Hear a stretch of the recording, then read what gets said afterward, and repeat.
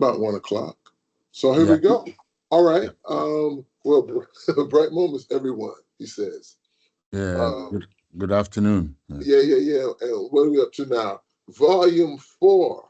Volume four of this series, PAS and Friends, Conversations in Black. And so uh, we're going to, I think this is going to be an ongoing thing. Various ways of approaching or defining the Black Studies canon. That's how we started back in September. I must say, Jakia, yeah, I mean, we talked about this thing as a plan and everything, and hey, man, we're executing our plan. You know what I mean? And I That's look what we forward to do. today's conversation. Right, that's what we do. I like that. I like that. And certainly, I look forward to today's discussion. And so, uh, what I would like to officially introduce then my colleague here in Pan African Studies, the one and only Dr. Mawena Logan, our literature expert. And it's good to have you aboard PAS and Friends Conversations in Black. This is your first time, but it better not be your last time. Thank you. Thank you. Thank you. And returning, you know what, Jakia? So officially, Jakia Marie, one of our early graduates of our doctoral program and currently at Grand Valley State. And man, I must say, man, even when you're not here, though, you're still my unofficial co-host, even when you're not here. That's how I feel about it. Well, I am grateful. Thank you. I heard that. I heard that. All right. So let's just run quickly through what we've been up to, what this thing is all about. So, like we said, we started out back in what was that, September, with the Black Studies canon. Like I said, we're going to come back to that in various ways. It was interesting, it was incomplete but interesting. You know, what we did a thing on the election, which was also interesting. We had Ricky Jones and Kyla Story and Renee Richardson, one of our grad students there. That was interesting as well. And this last one, about a month ago, I was also pleased with how that turned out. Our first in-depth discussion of a specific text, Sada Shakur's autobiography. And I mean, like all these conversations, man, like all these conversations, you get into it and you actually get into a lot of good stuff and you still leave so much on the table, you know? But that's the way it is. That's the way it goes. That's the way it goes. And also saying, also, what's the word? Pounding the drum beat. Our big event really is still up ahead, about 2 months away. Actually, now it's closer than it was when we first started talking about it. Really, only a couple of months away.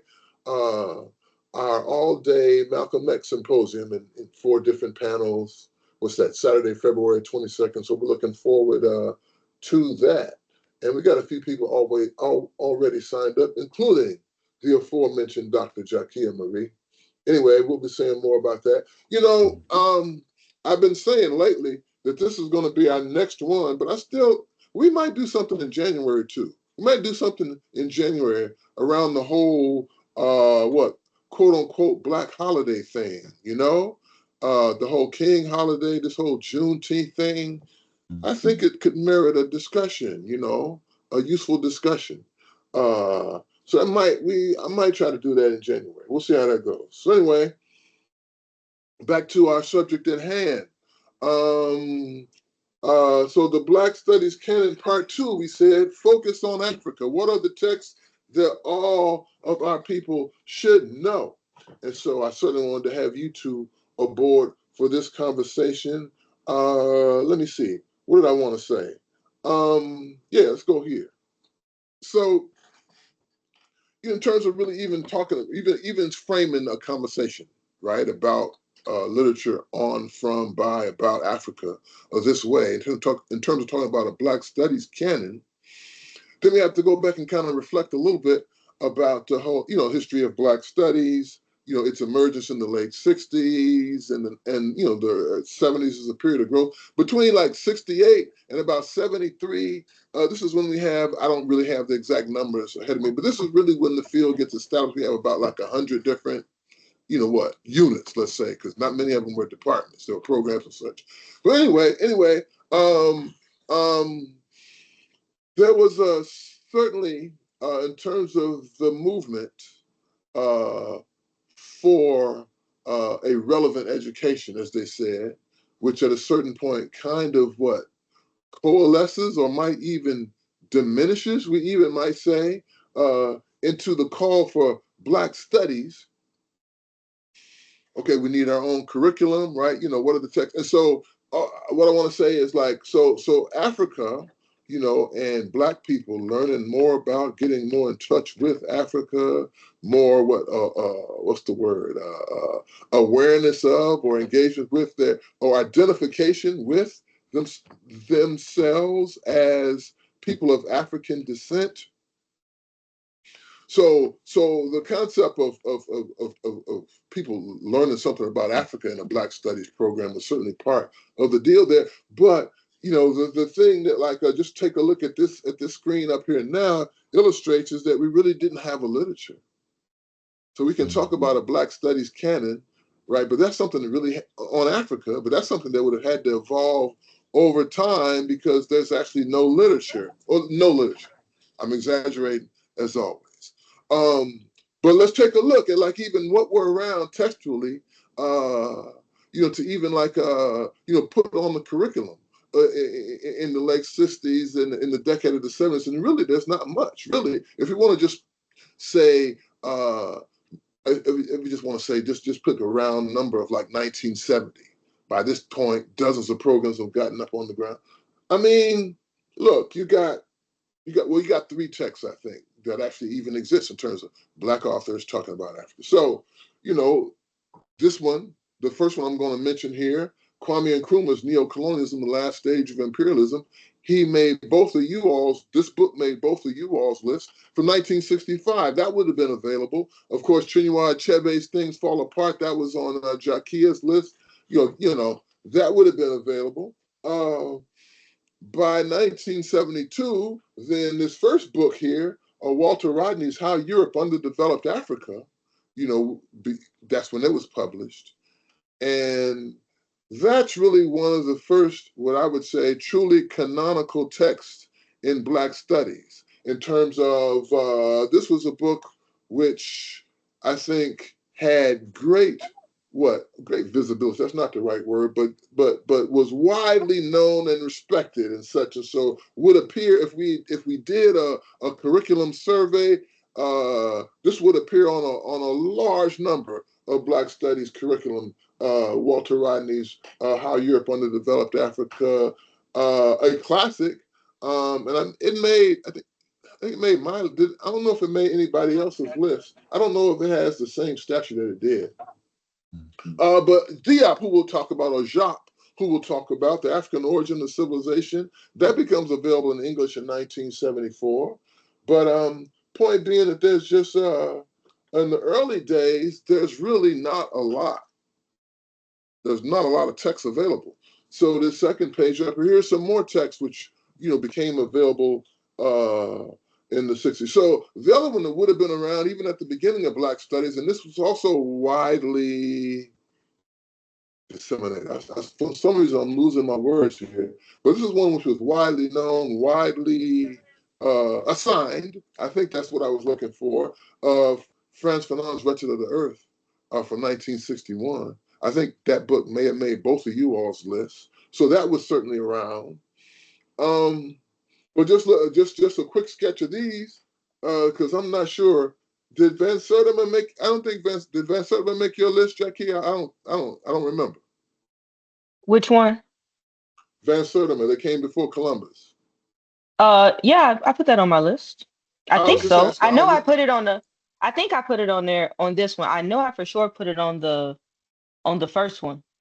Yeah, for sure. Yeah. So I'm just sketching the fact that there's such a small amount of literature that's available. So The World in Africa is on my list from Du Bois, but I don't think anything on here, even though these books certainly had some circulation, I don't really believe, beside maybe Richard of the Earth, I don't think anything could have been considered canonical throughout the 1970s. There would have been people who would have had in BT's book, and you reminded me of that, my Wayne, because it's on your list. And we'll get to y'all's list in just a second.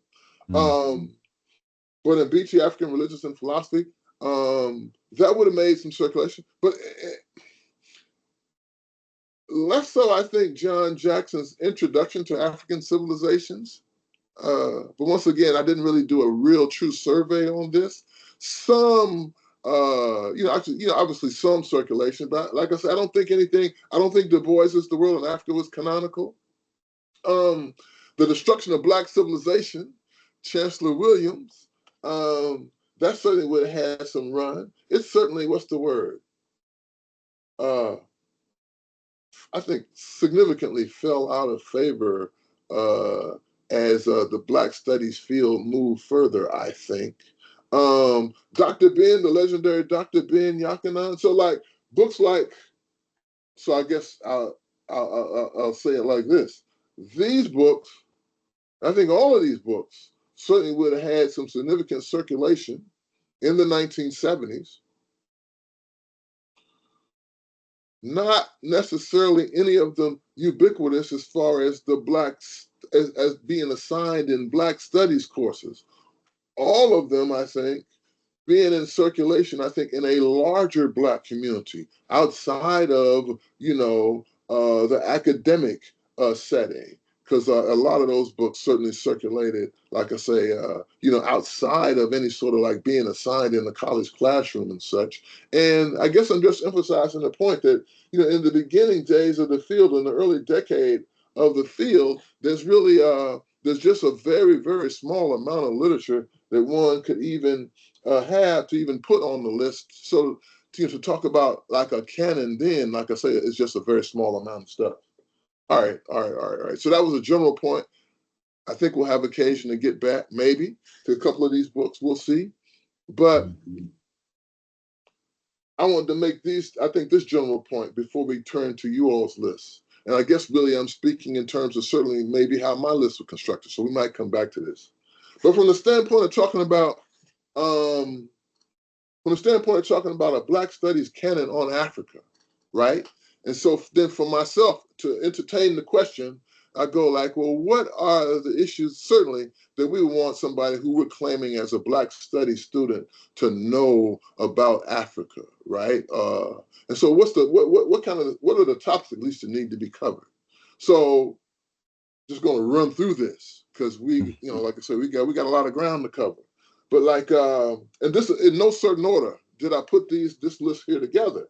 But like, I certainly would want, and like I say, if somebody's going to have a degree in Black studies for me and claim to know anything about Africa, got to know something about independence and its disillusionments. Well, I guess I'm really talking about the modern day, even though that's very large and complex. But certainly.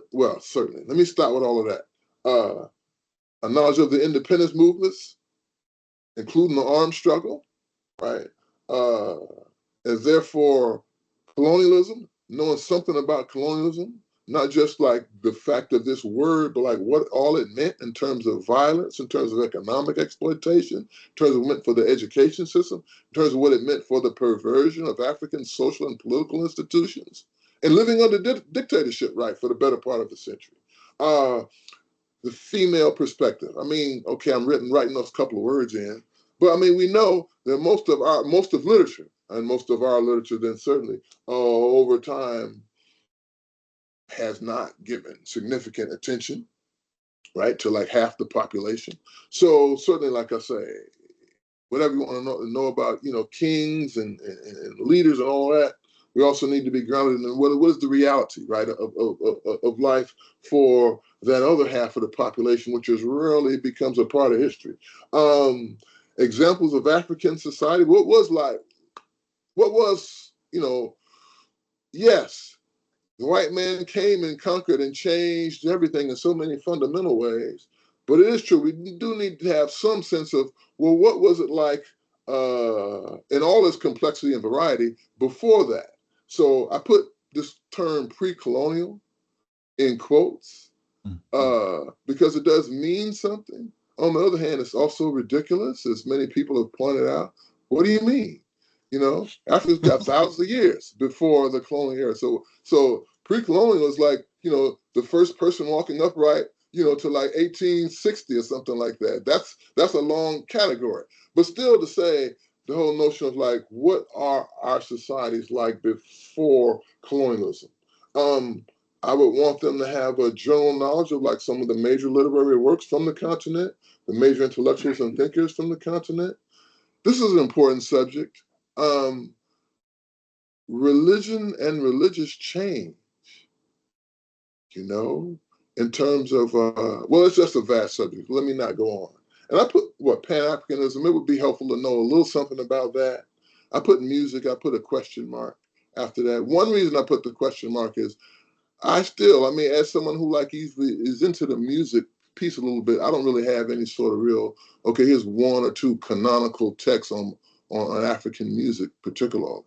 But those are for me in terms of if we really were to like construct the actual canon. Okay, here's a short list that covers, you know, the main topics a person we would want to be informed about Africa should know about. That's that's what my list would look like. Is there anything you all might add to that if you all were, if we were actually having this as a serious conversation?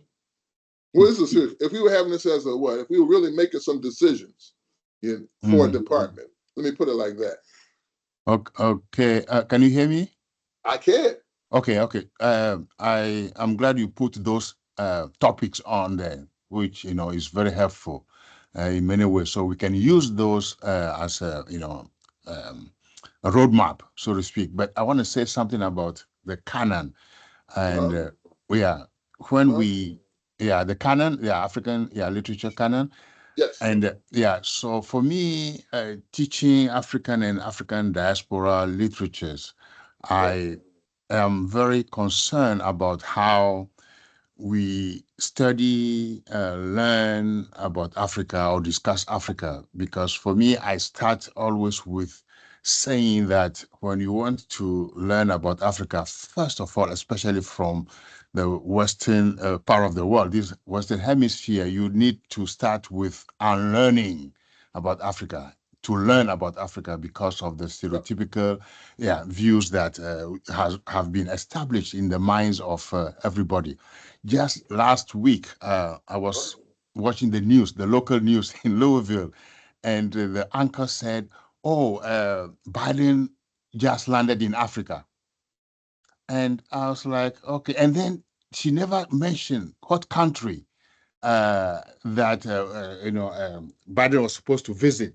So I am thinking, how can you say, okay, Biden went to Europe? You cannot say that. You say he went to France, he went to Germany, but Africa being seen as one country, even though at the beginning of every class, I showed this map, where you have in Africa, all countries like the US, Europe, China, India, Argentina, New Zealand, all those can fit into the continent, but still people think Africa is a country. So I start by telling students or, talking about Africa, you need to unlearn. And in 2024, just last week, we still see this news anchor referring to Africa as though Africa were a country. So that's one of the and I get tired of that, but still, we need to continue doing that. Another thing about the canon, and this idea that Africa is a country,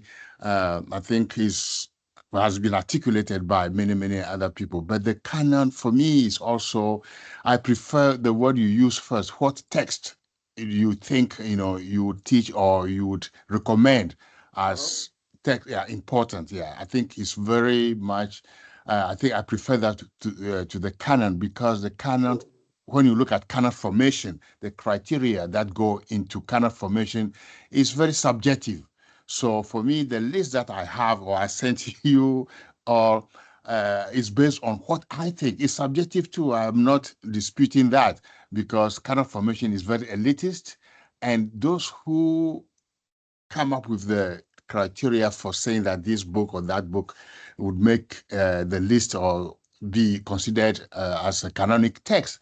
Those people, maybe especially when it comes to Africa, do not have any or little knowledge of Africa, or actually measuring those works by Western standards. So I prefer the term, text that we find or I find important. And those texts, I think, as long as they reflect, whether they're critical works, history, or novels that speak to those texts that speak to the lives of African people, and in a way that sometimes also challenge that Western mentality about Africa, which is still, like Hegel said a long time ago in the 18th century, that Africa is not even a subject of discussion of history.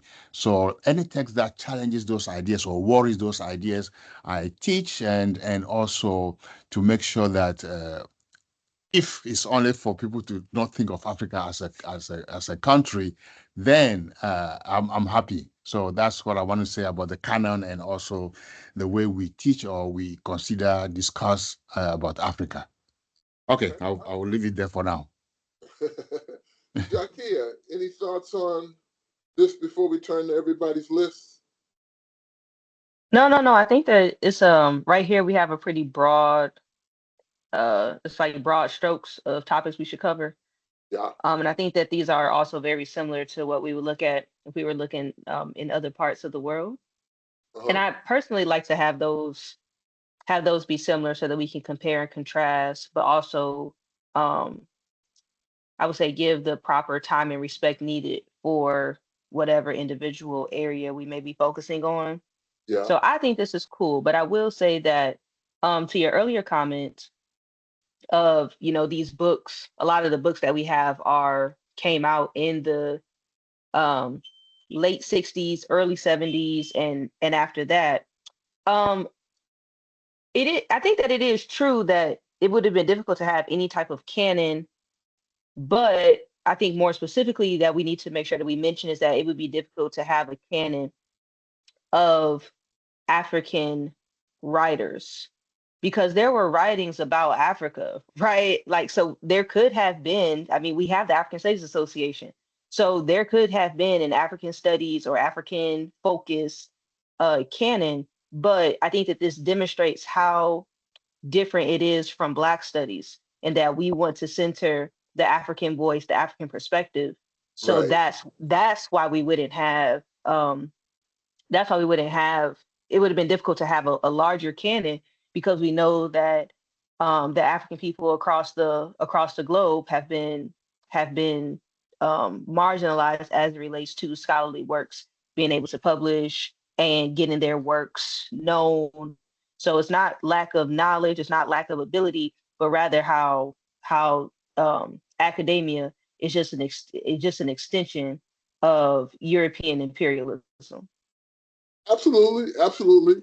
Academia, publishing, the whole thing. And so, yeah. What you just said, like, I'm glad you articulated it because it kind of, for me, almost kind of went without saying. In terms of talking about a Black Studies canon, we are talking about like what primarily, I'll say, not exclusively, but primarily what our people, what our writers, what our thinkers, until we have that, like, because perspective is very important. So there's no such thing. Yeah, like you said, yeah, but I'm not, anyway, what you said, like, what you said. All right, what you said. All right, let's get into our list now, and we're gonna start with you, Jakia. So here's your list, and what? Tell us what you were trying to accomplish. This is just an intro. We ain't gonna, go through everything, but like just in general, like what you were trying to accomplish or what you want to make sure you were covering when you put your list together. All right. So my list was a combination of, I think, some more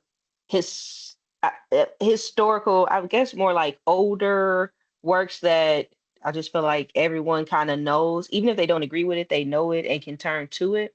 Yeah. I tried to have as many African writers as possible. There were a few um that aren't you know, mostly African blood, but I did Yeah. my best. No, no, no. Um I did right? my best. And then also I wanted to have a little more breadth. So it's easy for me to focus on West Africa. I think it's easy for a lot of us to focus on West Africa. And if it's not West Africa, then it's either Ethiopia or South Africa. So um, I tried to kind of have be a little broader. Oh, don't forget Egypt. So I tried to have it a little broader Uh-huh. understanding of that, have some focus on individuals who me, I would just say like me personally, have been in a way mentors in the struggle Uh-huh.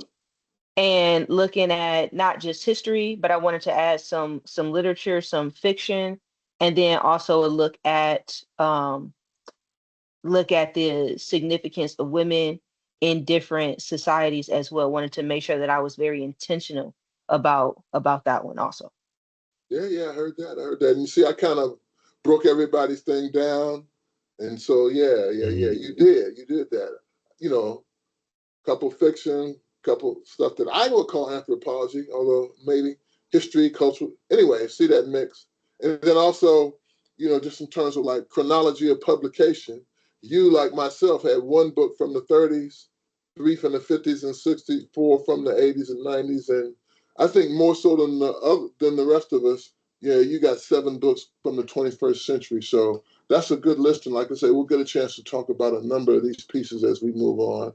And so, Dr. Logan, Mhm.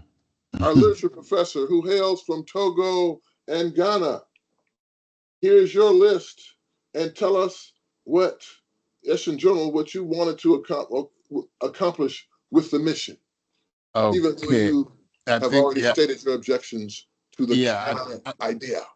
Okay, okay. I think I made a few, in my earlier comments, I um, tried to, from this list, I was aiming at the at modern African literature. In other words, literature that came on the heels of colonialism or after colonialism, and the colonial encounter between the West and Africa. So Achebe's uh, Arrow of God. But then before we get to Achebe's Arrow of God, we can go through, I don't have that here, but his first novel, Things Fall Apart. That also, yeah, an indication of the encounter. So I'm looking at the modern Africa, which means that encounter. So Things Fall Apart, Arrow of God, do that. And also Hopes of Impediments. That is a collection of articles by Achebe speak to that encounter in critical terms. So it is very important too. And then one of your points, the topics that you put on earlier, uh, on the board earlier, had to do with independence and struggle for independence. And when we're looking at that theme, grain of wheat is a very good one. And when we talk about that encounter, how did Africans become politically independent? I think grain of wheat is a very good one. And for the Kenyans to fight the British soldiers on African soil, that's a very good example of that. And we'll go into detail about those, but I think fiction, in a sense, speaks to the history and culture and society and concerns. So we can go through fiction to get to history. And again, I'm going to talk about how African writers prefer sometimes fiction to historical accounts, which, in a sense, those historical accounts with capital H are histories that Europeans have concocted. So I'm going to focus on that later on. Nervous conditions, decolonizing the mind. Okay, so we have colonial independence, I know, flag independence, which is political independence, but in decolonizing the mind, Ngugi makes sure that we see decolonization as a much more broader, more complex than flag independence. Flag independence came in the 1950s, 57 in sub-Saharan Africa, with Ghana becoming independent. But up to today, we're still struggling with real decolonization. What forms would that decolonization take? It could be intellectual, it could be linguistic, it could be moral, anything that we can speak of. So we're still struggling with that. When we get to Yellow Sun and Ever's Conditions, those are very, uh, these are books that speak to contemporary meaning the 21st century conditions. And Aikwe Ama's Beautiful Ones, an example of how colonization, actually independence failed. Decolonization has failed. The failed post-colonial state, if you will. Seasons of Migration, also by Sali, is another good example. And The Cry of Winnie Mandela, and you just told me yesterday that was made into a play, which is a very. I was happy to hear that, because The Cry of Winnie Mandela, it's about these women, including Winnie Mandela, who waited for their husbands who have been detained or who have been imprisoned under the apartheid regime, and what happens to those women while they waited. And it's very interesting, because waiting is also another trope in post-colonial theory. What happens when we wait? What happens when we wait for something to happen? And Africans are still waiting for change in a sense that we truly decolonize. We haven't even achieved that. So I think that idea of waiting is a very good one. Ambiguous Adventure, another good example of encounter between the West and Islamic culture, and also Africa in general. Ways of Dying, another South African novel, very important in terms of what happens between the time Mandela was released until the first vote was cast, in South Africa. Very important novel by Zeke Sumda. Empire Rise Back, a good example of theoretical assumptions about what do we mean by post-colonial literature. Very good book. Creator of the Earth, you guys have already talked about that. And we will discuss that later on to see what pitfalls, what missteps. Yeah, it's a We're quite gonna discuss a number of these. We're gonna discuss a number of these. I didn't really necessarily want you to go through all of them. Yeah. But item by item, pre-colonial. just kind of a general thing. Okay, so neo-colonialism is a good one. Jakia mentioned that already. Mbiti on religious beliefs and all that. So those are the things, like I said earlier, it is for me important that uh, we challenge those 18th, 19th century assumptions about Africa. If those texts do that, then that actually was my motivation for the choices. Okay. All right. Well, cool. Like I say, we got yeah, a number of those titles are gonna come up in some of these panels if we able to get to my agenda, which, like I say, we'll see how it goes with that. So Okay. that's cool. That's cool. All right. So then my list. If anybody was checking out the first Black Studies Canon, a couple of these certainly are on it. But like, so all so that list of like topics that I think a Black Studies canon on Africa should cover. I don't need to. I'm not going to repeat that, but I do think I was certainly trying to get to uh, most of those topics. Marwena, your point about how actually there's a lot of history that one can get through fiction is definitely what's the word?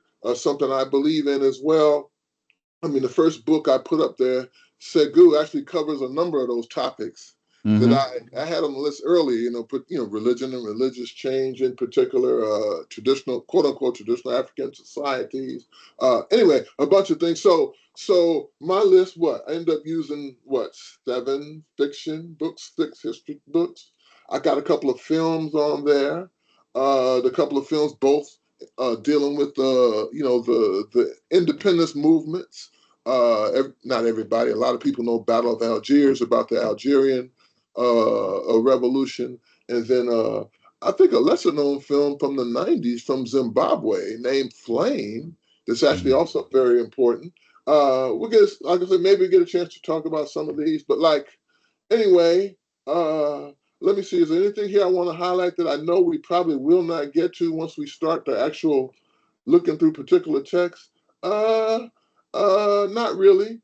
not really, but yeah. So like I said, rather than repeat myself, I was trying to accomplish most of that list that we were talking about um, a few minutes ago that we had up on the screen. So, all right, good, cool. Well, that's a look at that's a look at like what our list might look like. Let's so let's take a look. Let's start going through some of these books, in terms of the conversation that shall ensue as we discuss where some of these books fit into our understanding of and uh, uh, the things that we would want to communicate about what's important for people to understand about this very large and vast subject, Africa and Africans. All right. Well, let's start chronologically. So, Jakia, the earliest book on your list, Jomo Kenyatta's Facing Mount Kenya. The earliest book on my list, a book that I think I'm pronouncing, well, I don't know if I'm pronouncing it correctly, but I'm going to give it a shot.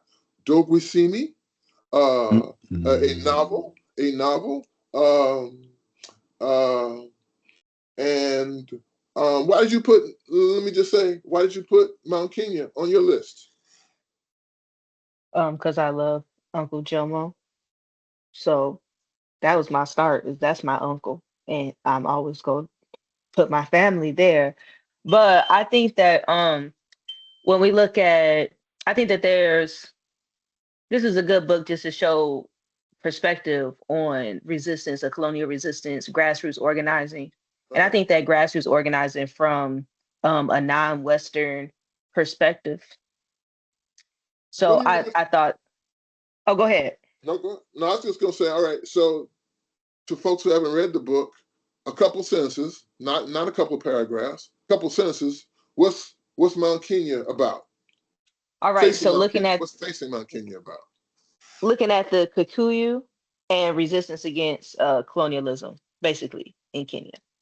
And Yep. obviously looking Jomo Kenyatta, who would become the first president of Kenya. Oh yeah. We're going to continue with the Kenyatta line throughout a couple of more texts because we got to get to Ngugi, and then that changes the conversation quite a bit in terms of Kenyatta. But anyway, I mean, Facing Mount Kenya was a very important book in 1938, and so I mean, we don't have time to get into it. Mawena kind of alluded to it. That I mean, we live in a white supremacist a world uh, and throughout the 20th century, with virtually the entire continent of Africa being under a state of colonialism, and the general consensus in the West that this is what these people needed. They didn't need anything better. They were inferior. They were dumb. They were stupid. They were backward. They were fit to be slaves. I mean, the whole post-Columbus world that we still live in. But in 1938, right, there ain't no such thing as Black studies, and there is really no such thing, really, even as a literature that in English, at least, that acknowledges the actual humanity, full humanity of people of African descent, and certainly Africans. So a book like Facing Mount Kenya, when it comes out, it's written by this very prominent, very promising African intellectual, far and away the most well-known figure in Kenya, Black figure in Kenya, figure of resistance, et cetera, et cetera. And yeah, he goes off and he writes this book. And so, Facing Mount Kenya, um, yeah, a book that actually says, hey, listen, these people are full human beings. They have complex, what I want to say, systems of philosophy and social relations. And of course, he does paint a picture of it being a somewhat harmonious society. Uh, uh, but, what's the word? In and of itself, an absolute challenge to virtually everything else that had been written about Africans by white people up to that time. These people are actually human beings. Reading it I hadn't looked at it since probably college days myself. When you put it on your list, I said, yeah. I remember Facing Mount. Let me take a look. And what? So what I'm struck by, and I don't know if have you looked at it at all, like in recently, just for the question I want to ask you. No, Not at not all. recently. Not recently. Well, do you remember? There's a whole chapter like on female circumcision. Do you remember that at all? Yeah. Well, so how does that read? How does that read? Because he reads it. Hey, listen, this is a perfectly fine, and this is what we do here as well. People growing up in the West, certainly like myself, was like, okay, not everything that y'all were up to was a good thing, and this here, a progressive position would not have said, yeah, this is what we do. No, I think that it just opens up a discussion of even like if we may not agree of saying like these are the perspectives of other people, like this is what we do. And like who are you to tell us not to type of Mhm. situation. Yep. And I think that like that's one topic, or I say that would be one subject, but there are many subjects where we can show that we may be fundamentally morally against X, Y, and Z, but Yeah. groups of people who are actually involved are like, mind your business. Yep. Yep. Um, Yep. and I think that his perspective as well is also important in that, as like to what you said earlier, is that he's challenging all of these Western writings of like everything that happens in Africa is bad. And he's Yep. like, nope, that's actually not the case. Obviously at the same time, I would say, hey, this is a male perspective talking about things happening to female bodies, right? So I mean, I think that there can definitely be critiques, but I think broadly those critiques should happen internally, in that you can't be from the outside, which is his point. Like you can't come from the outside telling people how to live their lives, but those who are actually within the community, within the culture, can have this discussion, and they should have that debate, whether than outsider insider type of thing. That's my personal perspective, though. No, I heard that. I heard that. Well, yeah. I mean, that's a quote unquote controversial issue, female circumcision, really throughout the era of colonialism and down to the present day. Because the practice is in a whole, quite a number of different societies. So you got him talking about that. So that just puts me in mind. We're not going to spend a lot of time on it. Um, but wasn't it the Gambia that had outlawed female circumcision, and then this past year they put it up for a vote? They may have reinstated it, or may have, what's the word? Stopped. They Mm. they outlawed the banning of it. Was it that the Gambia? Do I have the country right? I don't know, but I'm I think going it to was go the back. Gambia. And Yeah. so a lot of people are like, wait a minute, y'all can't, that's the Yeah. that's the one decent piece of legislation y'all passed in the past few years. How dare you? But I can't Mm. remember. What I Yeah. can't remember is what was the result of the recent vote. But Mm. that was a thing. That Yeah. was Yeah, yeah, definitely yeah. that was Yeah. definitely a I major just story. I just I looked think. it up too. Okay. And What did you did, did say? they did they did they did they revoke the ban? So it says in June, the parliament rejects bid to overturn Oh, the good, ban. good, Mm. Yeah. good. But also I think that that's what I think that again, like this is like that conversation about politics, and also the conversation about um the masses of people. Like if we look at the US, people can look at our politics and like, wow, y'all are something else. Oh, no And question. even when people vote against their own interests, there's still a reason for it, right? And I think that like that's the piece that we need to try to understand, is why people choose um to agree to participate in things that may not even benefit them. So what is that actual driving factor behind there? Which I mean, I don't know. I don't have the answer to it, but I think that that's something that I'm always interested in learning about. No, that's real. That's real. Yeah, So I, facing I think Kenya is can I say something to okay. that All effect? right. Yeah, I think I agree with Jakia that those debates about whether to continue the practice of female circumcision or to ban it that debate has to be internal. And I totally agree with you, because I don't think that the government or any entity should be meddling in the affairs of how women actually what they do to their bodies. So whether it is abortion or not, I don't think the government should intervene at all. And so to submit women to any kind of procedure, including genital mutilation or whether they're going to have abortion or not, I think that should be done by individuals, not any chiefdom or any government at all. That's all.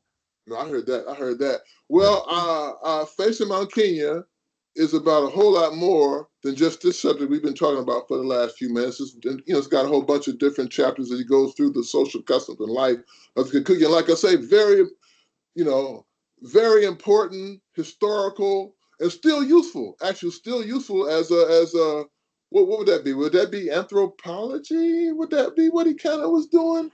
Whatever the subject, but still very useful as a portrait of like these people's customs and institutions and everything. Jakia said the other book. So don't we see me? I had never heard of this book before. Like I don't know, a year and a half ago. I don't even remember what happened. Did I see this book mentioned in the notes of something else I was looking at? I'm not sure, but I read it and I would highly recommend it. Really, what is it? So it's a novel. Similar to Segu, which I think I mentioned earlier. Maurice Conde's book about what, like, I don't know if it does a whole century, but like the process of social change among the Bambara from some point in the 1700s into deep into the 1800s, and it was the result of all of this like oral history research she was doing when she was going for a doctorate in I don't know whatever field that was. And at a certain point, it's like, okay, well, here's what I'm going to do with that. I'm going to actually like I'm going to use that information and write a novel about, this whole span of history. Similarly, this guy, Paul Hazume, if I'm pronouncing his name right, Mm-hmm. he also was doing all of this like oral history research, like on the old, Dahomey Kingdom and such like that. And he ends up writing this, ends up. I don't know about ends up, but one of the uses that he puts all history research into was writing this book, which is really covers like, like maybe a 15 or 20-year period, like in the late 1800s in the Dahomey Kingdom. And the whole point was to really, what's the word? Really, even on a granular level, depict daily life for people in the various strata of the Dahomean society and really getting deep. So Dogwisimi is the title character. It's a woman who's married to some noble who goes off into one of these like slave raiding wars and gets killed, but they don't have a body yet. And so anyway, I'm getting deeper into the story. But really the point is like, okay, what's this woman all about? What are her value system? How is she making decisions? And just to close, because we got to move on. And how does she end up making a decision to like go with the custom and be buried with her dead husband? Because that's what she ends up doing as as an act of character, as an act of upholding tradition of her honor. Not anyway. But like I say, at the granular level, like also like what's the word, capturing the interactions between the Dahomean society and these other groups that you're kind of perpetually at war with, and the kind of what's the word, just capturing the ideology on a very personal level. I found it very captivating, and it made me feel like I knew something about that society at that point at a level that I really hadn't seen, too much stuff that I read. So anyway, that's one I would highly recommend. And so yeah, those are our two oldest books that appear on our list. Had you heard of this book, Malwena? Had you heard of it before? Yeah, I've heard, but never read. Never read it. Yeah, it's interesting. I mean, let me see. I'd probably still need a graduate course an intense graduate course to what's the word to sign it. But Mm. I definitely would highly recommend this book. Really, just in terms of that whole. Anyway, blah blah blah. I've said enough. Let's move on. I want to stay with this just for a second. I want to stay with Jomo, Uncle Jomo, for Jakia for just a second. So I don't know. This might. I don't know. I mean, you might not dig this particular section, but here's a sort of an interesting comparison, right? So Jomo Kenyatta facing Mount Kenya, like I say, a classic of quote unquote African literature. And like I said, this guy, as you said, is going to end up being the president. He's going to end up going to jail for being associated with the rebellion, with the Mau Mau rebellion, even though he had absolutely nothing to do with it and actually spoke ill of them. But anyway, the white man was like, hey, you are standing, you are a political agitator, off to jail. You're a part of this. And he comes out and he becomes the president. And like I say, we're going to get to Ngugi in a second and his thoughts on like what the independent Kenya was like and therefore its leadership. But a quick point of comparison. So if unwed, this dream, the book that Barack Obama wrote in the 1990s, Dreams from My Father. And by the way, his father, so there's a Kenyan angle still, right? Because his father is Kenyan. But the point being, and this is how some people got fooled back in the 2000s. They're like, the man who wrote this book with these experiences, right, with these sensitivities to race, not just in the United States, but also in Indonesia, also in Hawaii, with these mentors, with these black mentors who helped him how to understand who he was as a black person that he writes about in that book. And, like I said, with his understanding of like, what's the word, poverty, international relations, et cetera, et cetera. This is a very enlightened fellow, and this guy could go in the White House and be an enlightened individual. And of course, people who thought that were bitterly disappointed because it just wasn't like that. So that's the point. That's the quick, if this is quick, point of comparison. Some people would have thought, oh man, Kenyatta would make he'd make a good president. He shows a sensitivity to white supremacy, et cetera, et cetera. But like, let's move on. And certainly, once we bring up one of the great authors from the African continent, Ngugi wa Thiong'o, his position, his thoughts, his limning of what independent Kenyan society was, what the relationship between the new rulers of Kenya and the old rulers. Yeah, yeah. If Ngugi were here, man, I think he would be like trying to tell you, Jakia, that you got to separate. That you can't look up to what somebody was when they went on to be something else entirely. Okay, I think that that's true, but I also think that that's not unique to Kenyatta. I mean, that's Sure what I say isn't. It about sure isn't. Yeah, I say that about Du Bois all the time. I'm like, y'all love this man, but do you not know that you he would not have given you any type of attention because you were beneath him. Most of Yeah, us but were. but but but when you become the president, right? Then you end up killing a lot of people and putting a lot of people in jail, and that's a different scale, right? The It is a political different. enemies who got killed, who got put in jail for long periods of time. I mean, that's something we can't. Whatever you want to say about Du Bois, right? You can't really. Yeah, that's No, different. I'm That's saying the different. general argument is the same, and I make that Okay. argument all the Okay. time. So I mean, I'm Okay. not even disagreeing. So I mean, I think that like for me, some of the things that I usually most people I like them before they get into power. Like we know that they change. Like we know that they change, but I think that we should take the positive take the positive things that we can from people, and then also the negative things we need to take those and learn from them, right?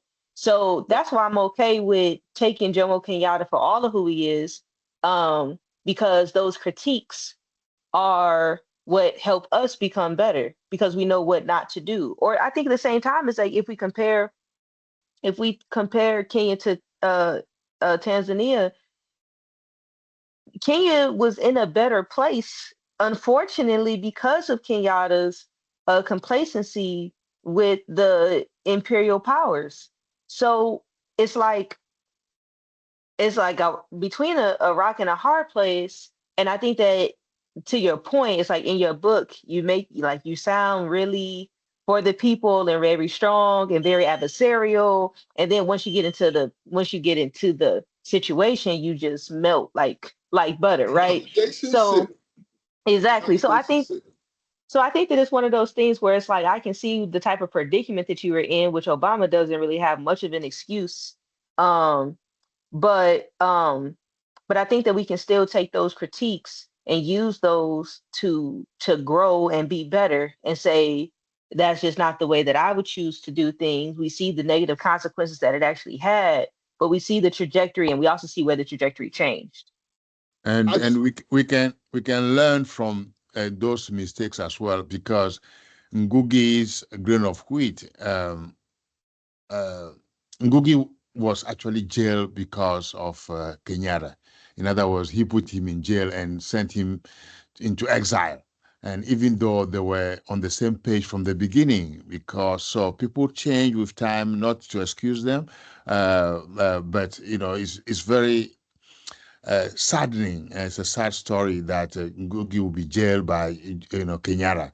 But Kenyatta was also the founder of modern Kenya, as we say. So as we know, so it is very important to see how Ngugi, in a grain of wheat, in a sense, gives credit to the Mao Mao, for instance, uh and as you said, Dr. Kwemi, that he was jailed. Kenyatta was jailed, and when he was released, he became the president. So those were people who were fighting for Kenyan sovereignty. But then at the end of the day, they became dictators. And we can talk about, we're not going to have a lot of time because we're only on a couple of books and we're already, into the second hour.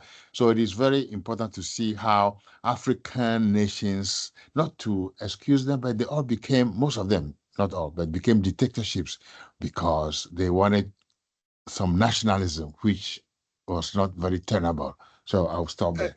All right, I have not read Grain of Wheat. Mm. Y'all tell me, like I say, just give me a little bit of a synopsis of what the actual story is, because I haven't read that one.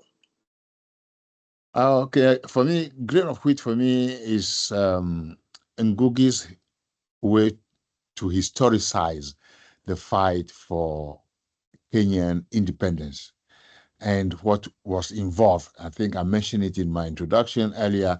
That was armed struggle. Actually, it's not like other countries where they say, okay, we're gonna allow you to be independent, but we know what that independence means or meant then and means today, because it's just flag independence, it's nominal independence.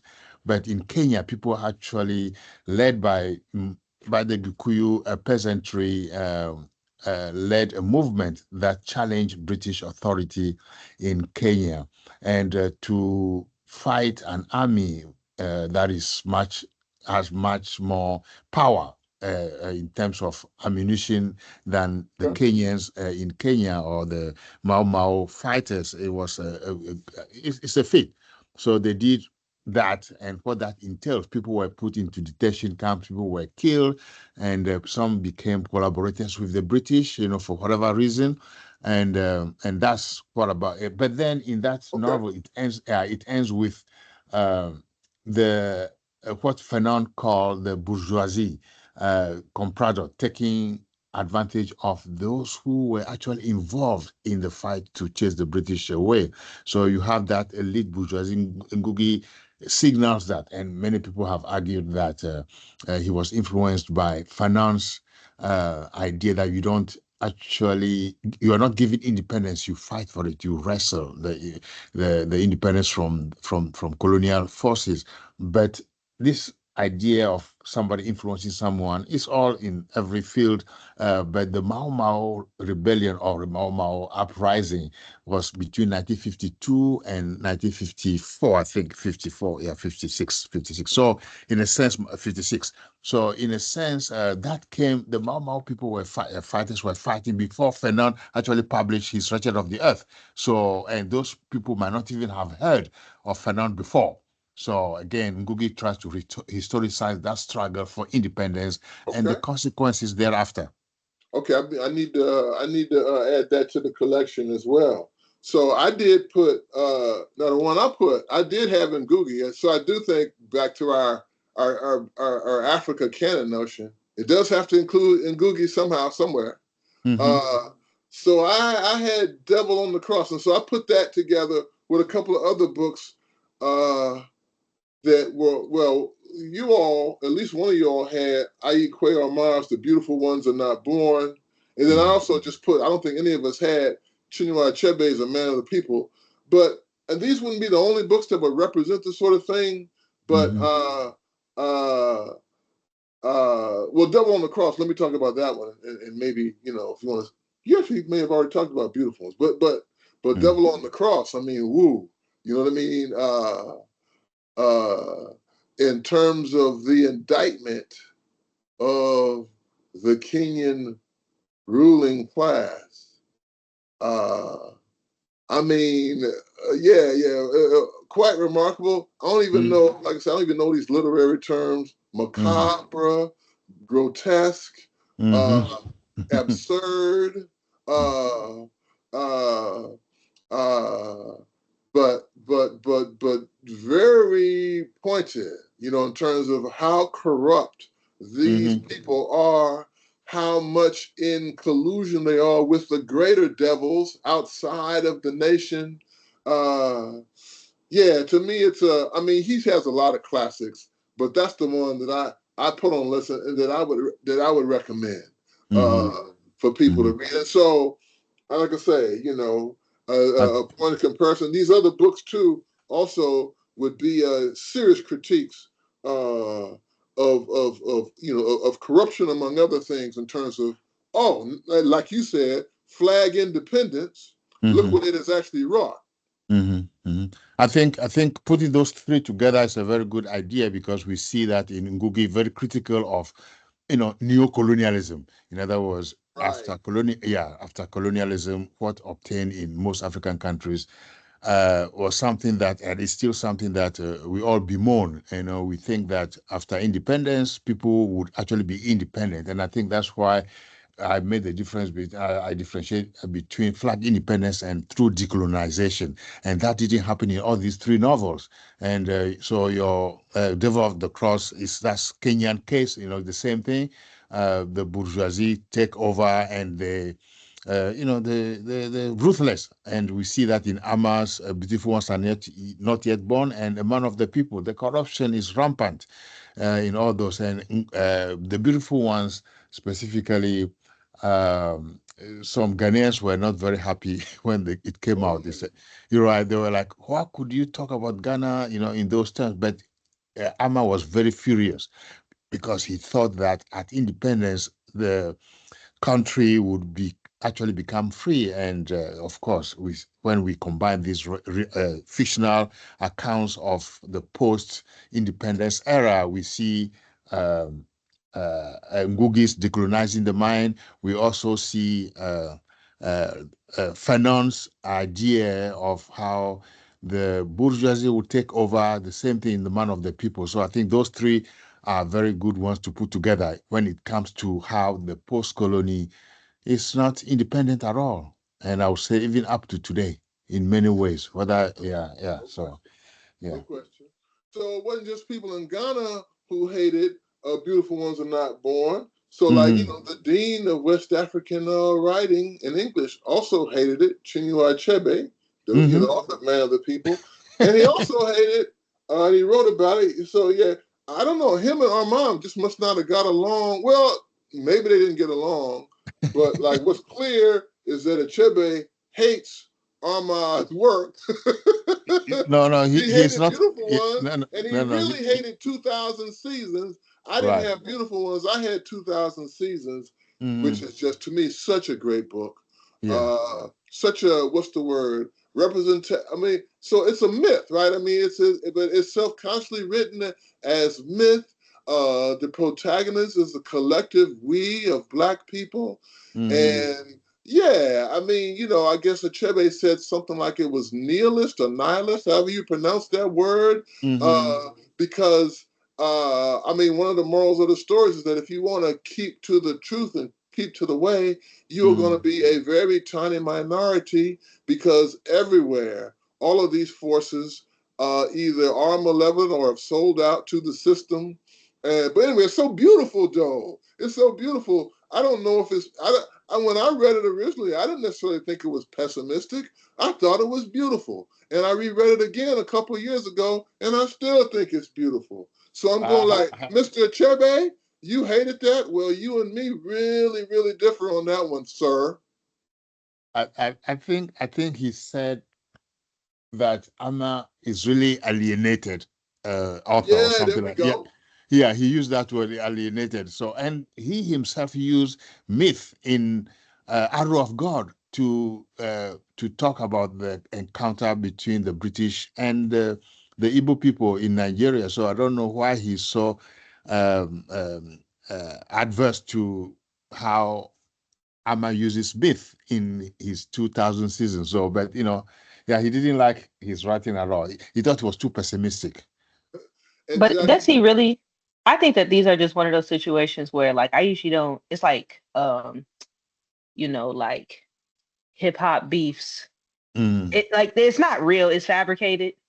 And this is how people try to stay relevant. I thought the same thing like when Cornell West was really mad um about Tanashi Coates, but it clearly didn't read the book, but like went on and on and on about why it was bad.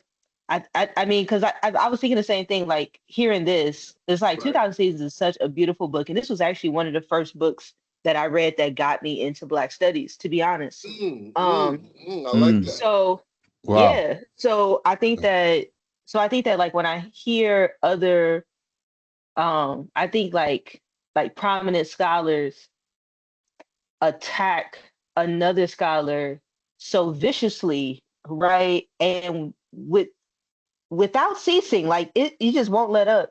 I think Mm. that that speaks to something much larger, and it's actually like it's not about the writing. It's some personal. Somebody Yeah. stole somebody's girl. Something else is going on here. This is has Uh, nothing to Yeah, do yeah, with the yeah, actual work. yeah. Dr. Marie, could you wheel back a little bit on Cornel West and Coates, no, we because don't have time for that. We don't no, have no, no. time. Is it about his message, the new book? No, this one's years ago about the we were eight Okay. years in power, and he Oh, called him an okay, okay, Obama lover, but the book okay. was a critique of Obama.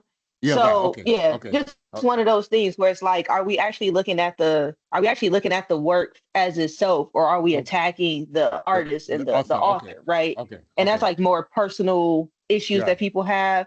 Okay, Um, okay. that I think that like even in these spaces, it's even more so of like wanting to be relevant.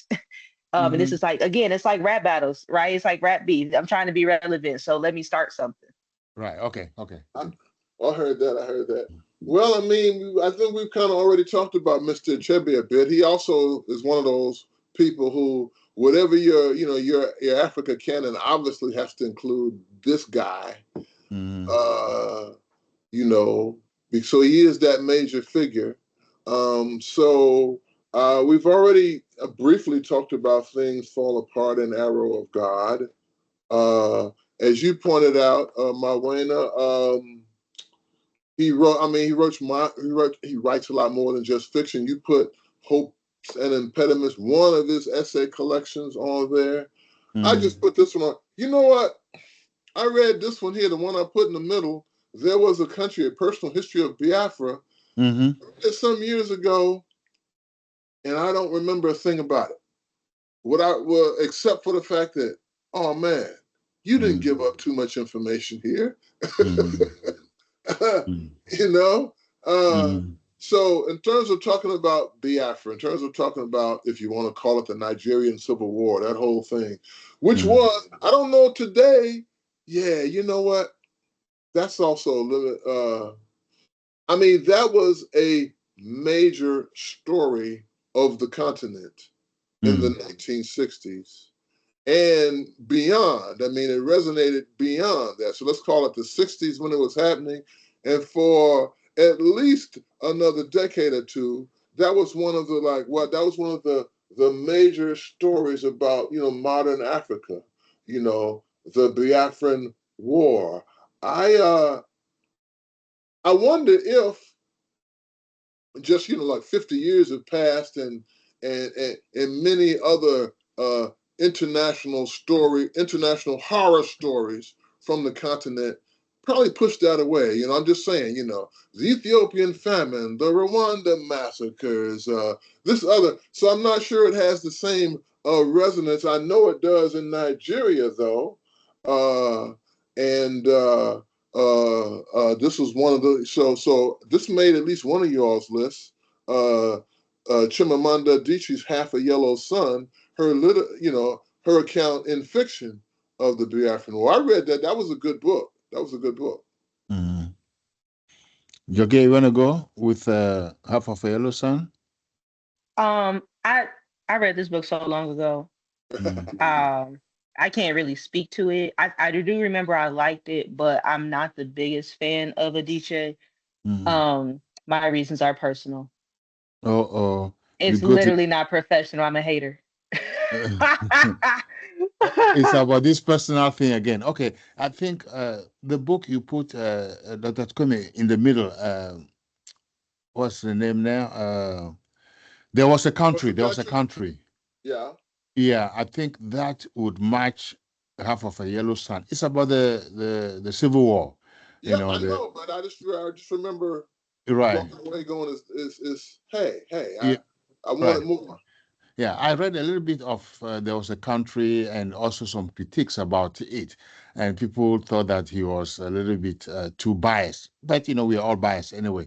But Half of a Yellow Sun is historical and also speaks to the the Nigerian Civil War and the involvement of the West. And again, I go back to this idea that we were politically independent, but not in many ways economically, all those things, that you already know. Socially, we are not. So Half of a Son does a good job in portraying or discussing this history, which in a sense is not a novel of war, but it's about reconciliation. And I think what she was trying to do there, just to, I spoke about how the West views Africa and how it it portrays Africa in many ways. And this novel actually does a good job in discussing how we learn. In other words, our knowledge systems, where we get our knowledge from. How do we know what we know? So, in a sense, it speaks to how the educational system, among other things, of course, is so biased that when you go to school in those days, you learn what the British want you to learn, and your knowledge system or base is actually very, very flawed. And I just want to quickly quote something from the book from Half of a Yellow Sun, which I think in this novel, Half of a Yellow Sun, the protagonist is telling someone a couple of things. He said, we know that they'll teach you. This is a quote from the book, very short. They'll teach you that a white man called Mungo Park discovered River Niger. That's rubbish. Our people fished in the Niger long before Mungo Park's grandfather was born. But in your exam, write that it was Mungo Park. This is an advice given to this boy going to school because the exams are set in England. And when you say that Mungo Park didn't discover River Niger, you fail. When we know that people were there already, it has to do with this idea of discovery. You know that Christopher Colombo discovered that. And people were there before. So this novel is very complex. It speaks to that historiography that is always biased. That's why I spoke earlier about what are we trying to teach our children. So this novel does a very good job. But then towards the end of the novel, I taught it this semester. Okay. The twin sisters in the novel, one of them actually disappeared and never came back. And critics have argued that that disappearance is actually what haunts not only the text but also Nigeria and Africa in general. The idea of people reclaiming autonomy like the Biafra people were doing, would that idea come back and incite another civil war?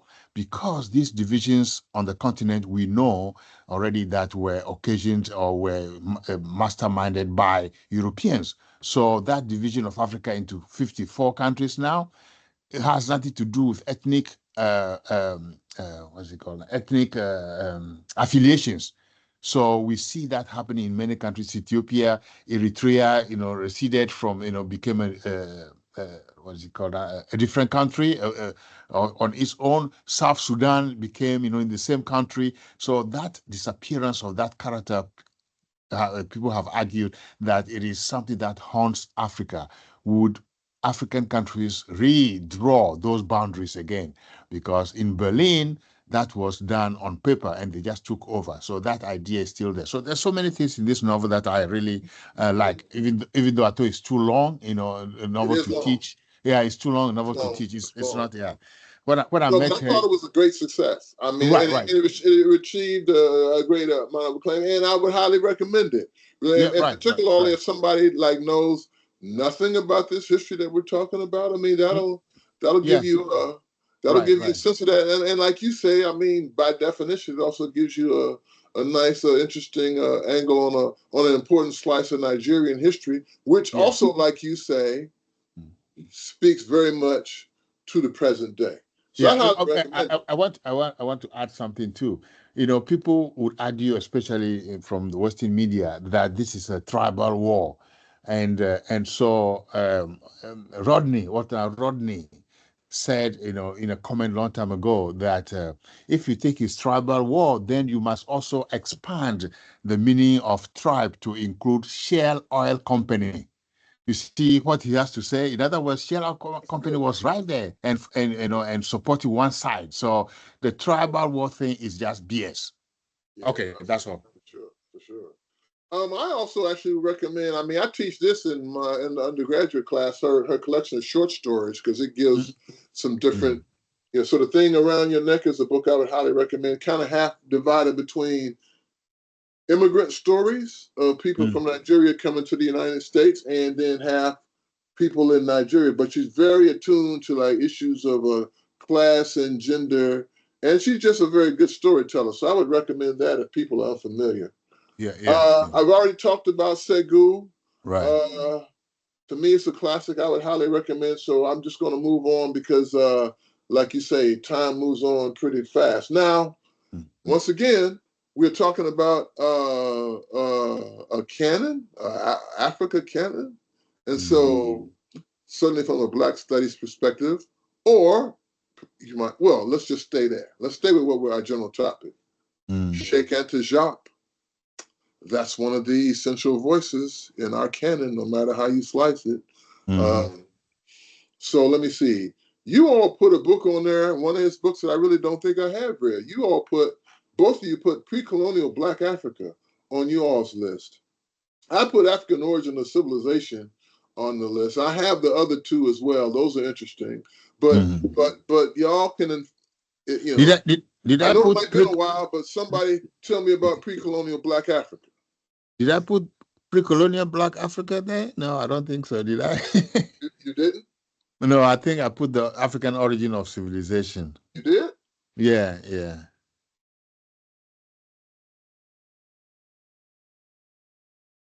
Pre-colonial Black Africa. That's what you put down. Uh-oh. Okay. Okay. Anyway, I think Anyway, right. Okay, go ahead. Yes, go he ahead. was challenging my memory. I'm going like, wait a minute, am I Mm, wrong? mhm. Yeah. So I had to go check, and we Yeah. busted you, friend. Busted Right. you, man. No, we're okay. I think the main idea, and you also on the list of topics to discuss, is put something pre-colonial Africa. And again, for me to attach even anything about Africa to the colonial era is also very problematic for me because we're still defining that era vis-a-vis colonialism. Does that make any sense? Yeah, pre-colonial.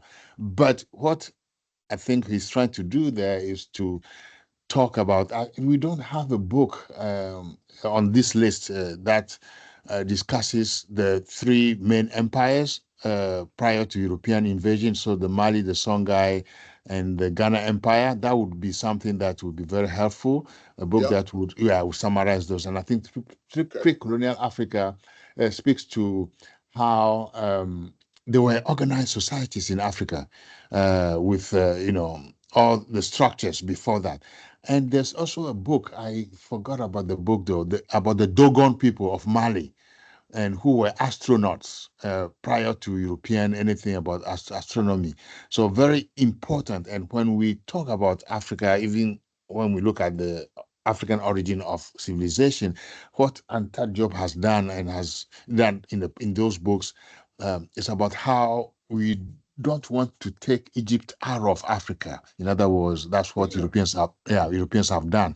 And he tries to show in all those books that Egypt was actually a black country. Again, the adjective black or the noun black, if you want to use it as a noun, is also very problematic. But these are people who are not Europeans. In other words, I'm not trying to define them vis-a-vis Europeans, but they were not Europeans. So what he's trying to say is that contrary to what Europeans have been propagating all along, there was a culture, there was a civilization worthy of note before the Europeans invasion in the 19th century. So that's about pre-colonial Africa, really.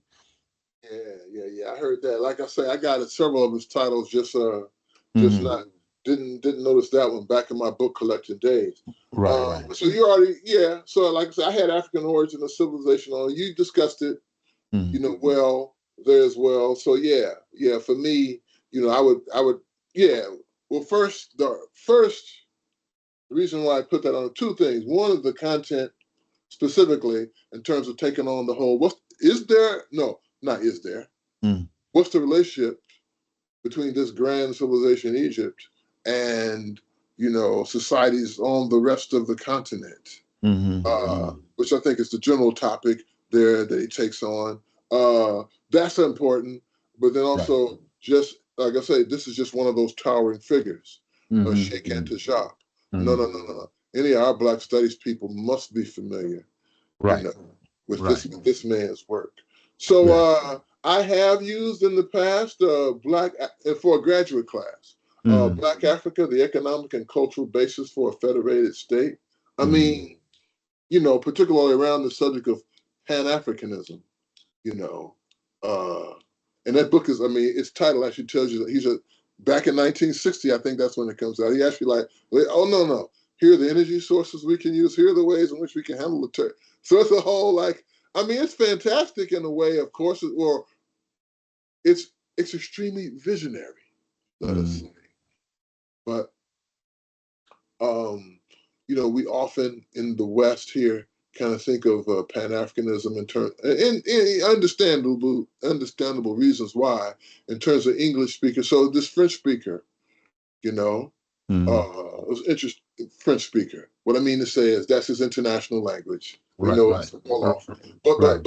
all that to say, well, that's something I still feel personally. I still feel personally.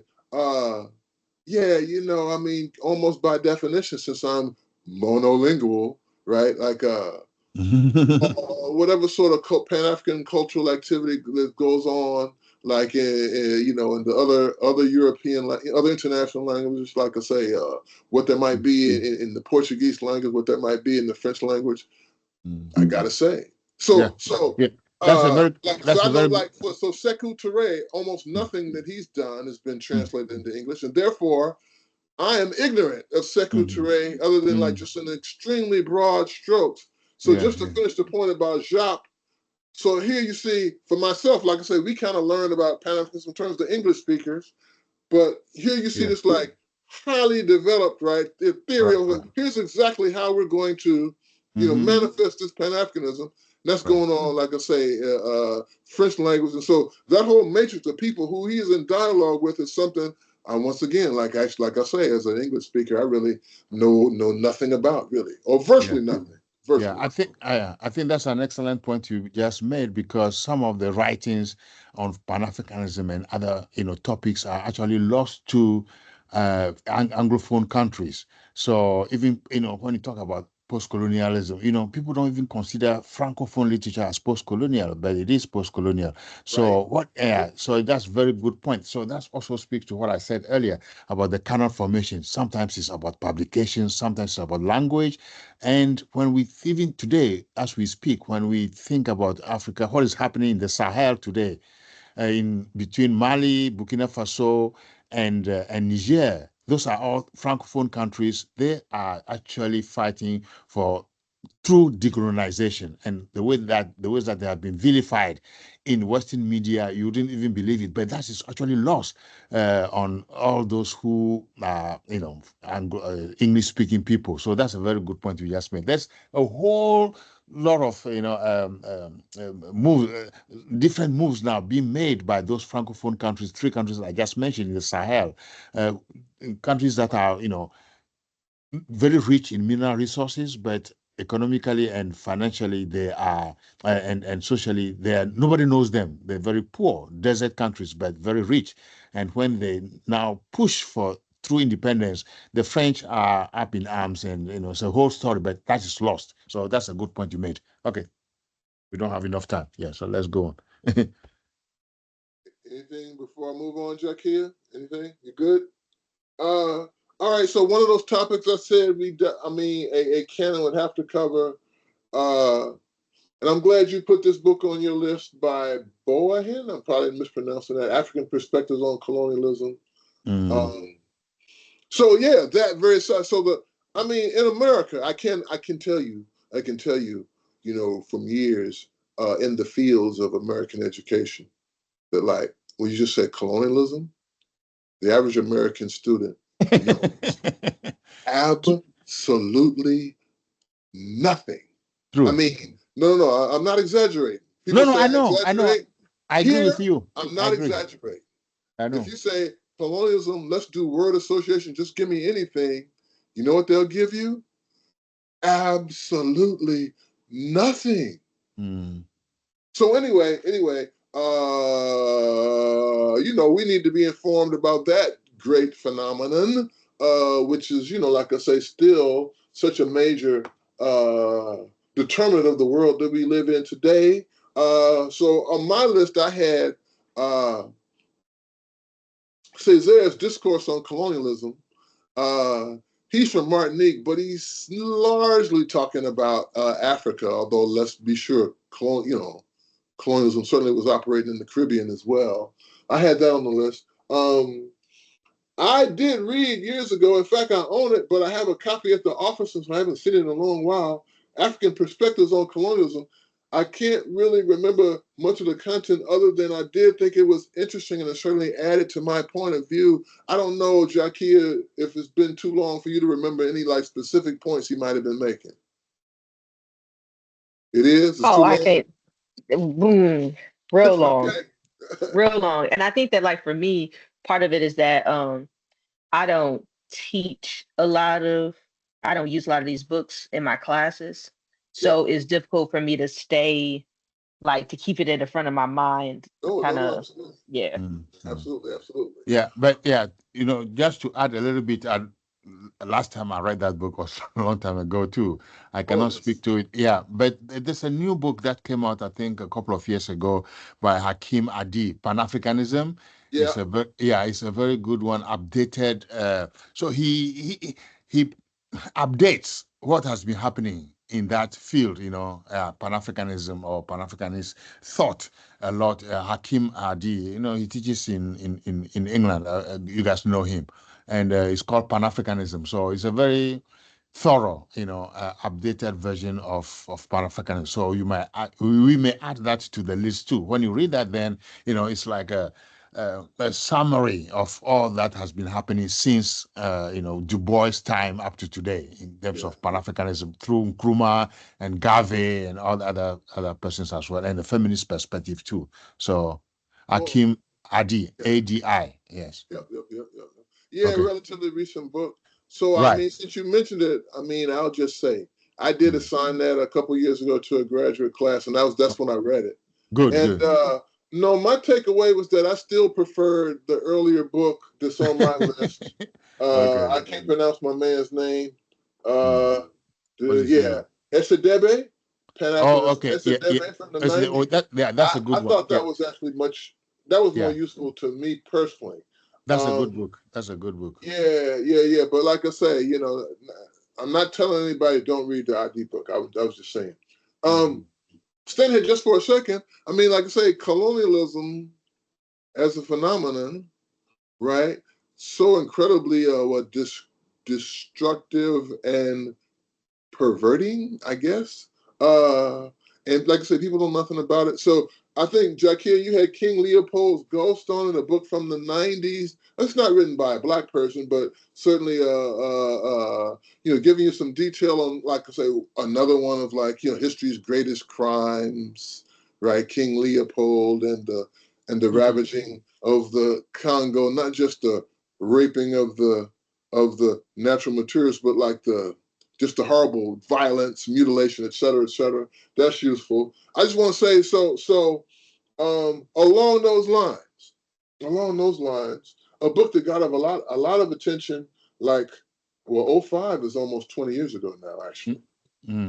Very, But very good book. the Yeah. book is called. No, I'm talking about something else. This is just a brief, not exactly an aside, because I think it's well. Anyway, let me stop. So the book is called Imperial Reckoning: The Untold Story of Britain's Gulag in Kenya, and Right. that describes it. Here is the response to the Mau Mau Rebellion, and like I Mm-hmm. said, it wins the Pulitzer Prize in 2006. I think it's a Harvard professor. Her name is Caroline Elkins, and Mm-hmm. at some point I had that. At some point I was looking at that book, and it's interesting. You know what I mean? But Right. I'm only bringing it up for the blurb that was on the book. Mm-hmm. Uh, and then I was going like, really? Anyway, here's the blurb. Just one sentence. This is 2005, a major work of history that for the first time reveals the violence and terror at the heart of Britain's civilizing mission in Kenya. Mm-hmm. For the first Yeah, time I in, think that in, that speaks to in the point. 2005, I'm like, Yeah. so when I did look, I'm like, what are you telling me, except in the granular detail that I didn't already know? And Mm-hmm. this is not a criticism of Dr. Elkins, but like, what are you talking about? We Mm-hmm. knew that that Britain was extraordinarily violent Yeah. Maybe in she the didn't. suppression of the movement. That wasn't news in Yeah. 2005. No way. I think the publisher did that because we cannot say no. There are books, on Kenyan Mau Mau rebellion or Mau That's what I'm Mau saying. uprising. Yeah, yeah. So I think it's the marketing, What's the gimmick that. market? It's the market, but it still speaks to, I think, maybe of It, what you were saying toward the it, beginning, right. and I guess So, the general point, man, people don't know nothing at all, man. But mm, like I said, I'm like, but really, still though, I must say, I'm going even in 2005, man. yeah. Somebody should have caught that. That you can't mark. What's Market that next? that Let me right. write a book. Let me write a book. You entitled "Water is Wet." And then people say, for the first time, we've established that, if you put water on something, it'll you, get you, wet. you get what? To Yeah, me, it's like the same thing. yeah, yeah. All It's right, my true. rant's over. I'm moving on. Um, Staying with Okay. history. Okay, no, okay, before you move on quickly, you said earlier that students don't know anything about colonization, right? And then when I do teach, in post-colonial literature course and other courses too, I make sure that they understand colonialism is nowhere, is also something that happened in America as well, and that post-colonial theory can be used to discuss those um, uh, areas of subjugation, any form of subjugation. So when you subjugate people, you colonize them. When you subjugate women, you colonize them. So that way they begin to understand that colonialism is not necessarily, or colonialism is actually not territorial occupation. It's a form of domination. It's an ideology. So that way they begin to understand a little bit. I just want to add that. Okay, man. Yeah, Okay. move. Okay. Yeah. Jakia, you put this first book on the list. I don't think I have it. I think I'd like to get it at some point. It's relatively recent. And then the other thing, here's something that I'm aware of. I also don't have this either. This notable figure in African history, Queen Nzinga. We got two different spellings here from Angola. Two different books about her in relatively recent years. I really can't speak to either of them, but I was glad that you put one of those books on the list. I don't know, it can't be that old, so you might remember a little bit about it. Maybe? Yes, I mean it's really just going over her like her life and a heavy focus on her, like what she's really known for being this African princess, queen, warrior, right? But I think that it's kind of dope because there aren't many works about her, even though we No. all know who she is. Mm-hmm. Um, so you like this Africa's queen warrior, and in the end, like leads to her conversion to Christianity and like all this other stuff, Yeah. which is the story we know of many people, right?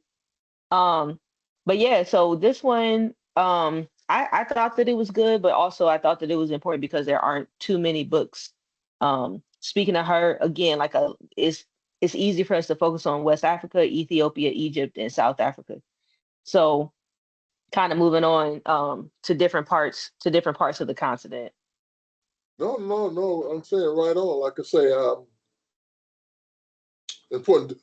Do you have any awareness of the fact that or this other book that's also of relatively recent vintage? Are you like aware of its existence? This Moses Howard book? I think I've heard of it. I have not touched it at all. Yeah, yeah, exactly, exactly.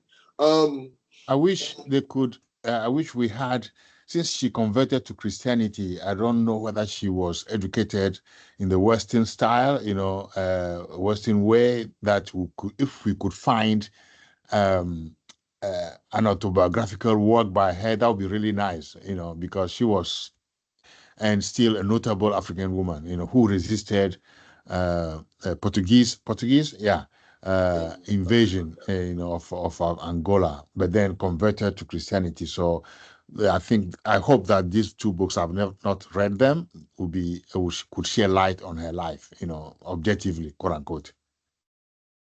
no, for real, for real. Yeah, yeah. All right. So one of the subjects that I said needed to be, well, in my conception, right? Mm, Um, the independence movement, in particular, the revolutionary movement. So Amilcar Cabral. So for me, this is one of those essential texts. mm, Actually, if we were if we were trying to do that thing that we were doing the first time around with the Black Studies canon and try to get a list of 10 or something like that, this would certainly make it. But Amilcar Cabral from a very tiny country in Guinea-Bissau. Um, but to me, still the clearest thinker of that whole. Yeah, he's still first generation. The whole first generation independence leaders. Uh, yeah, I mean, I find him still far the most incisive uh, and interesting, thinker. And so, also, I mean, there's probably ultimately some romance associated with Amilcar Cabral because he's assassinated right mm, before the independence movement takes over.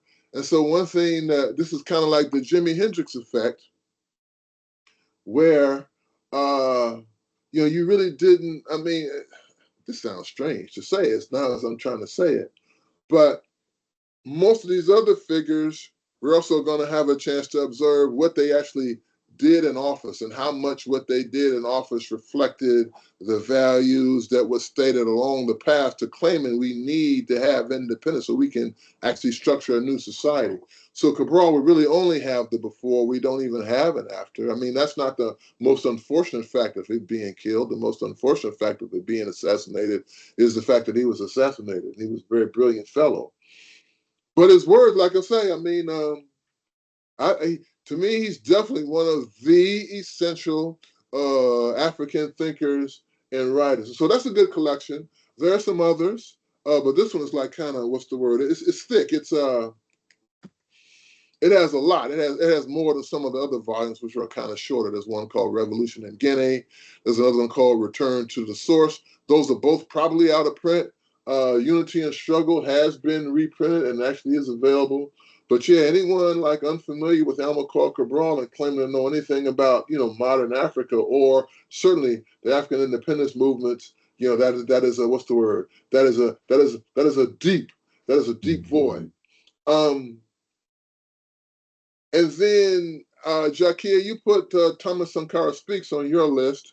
I'm aware of him.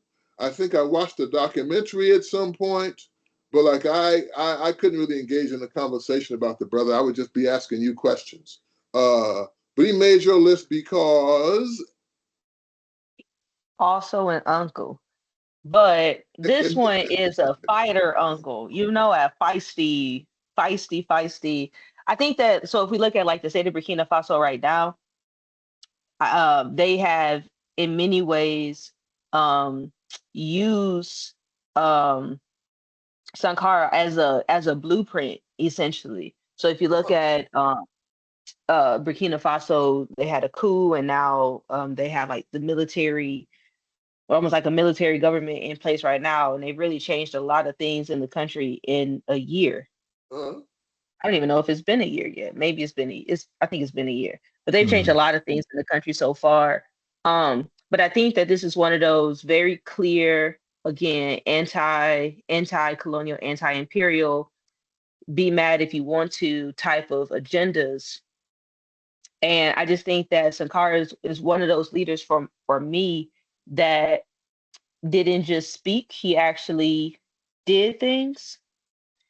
So it wasn't just rhetoric, it was action. So I think that just the Sankara speaks just kind of shows some of not just his words, but also you can correlate those words to the actions as well. and so just like what did he what's the word stand for? Or can you speak to like okay, here were some of his main points as a leader. And what is he? Does he take over? Does he have a military coup himself? Yeah. Yeah. Oh, can I Go check? ahead, Dr. Logan. Yeah, yeah. Okay, so he represents the generation of African leaders who were bent on moving Africa to true independence. In other words, decolonization that I was talking about earlier from the beginning with Ngugi and all. And he not only, see, some people think that, oh, these leaders, new leaders are want Africa to go back to the past. No, but just to learn from the past.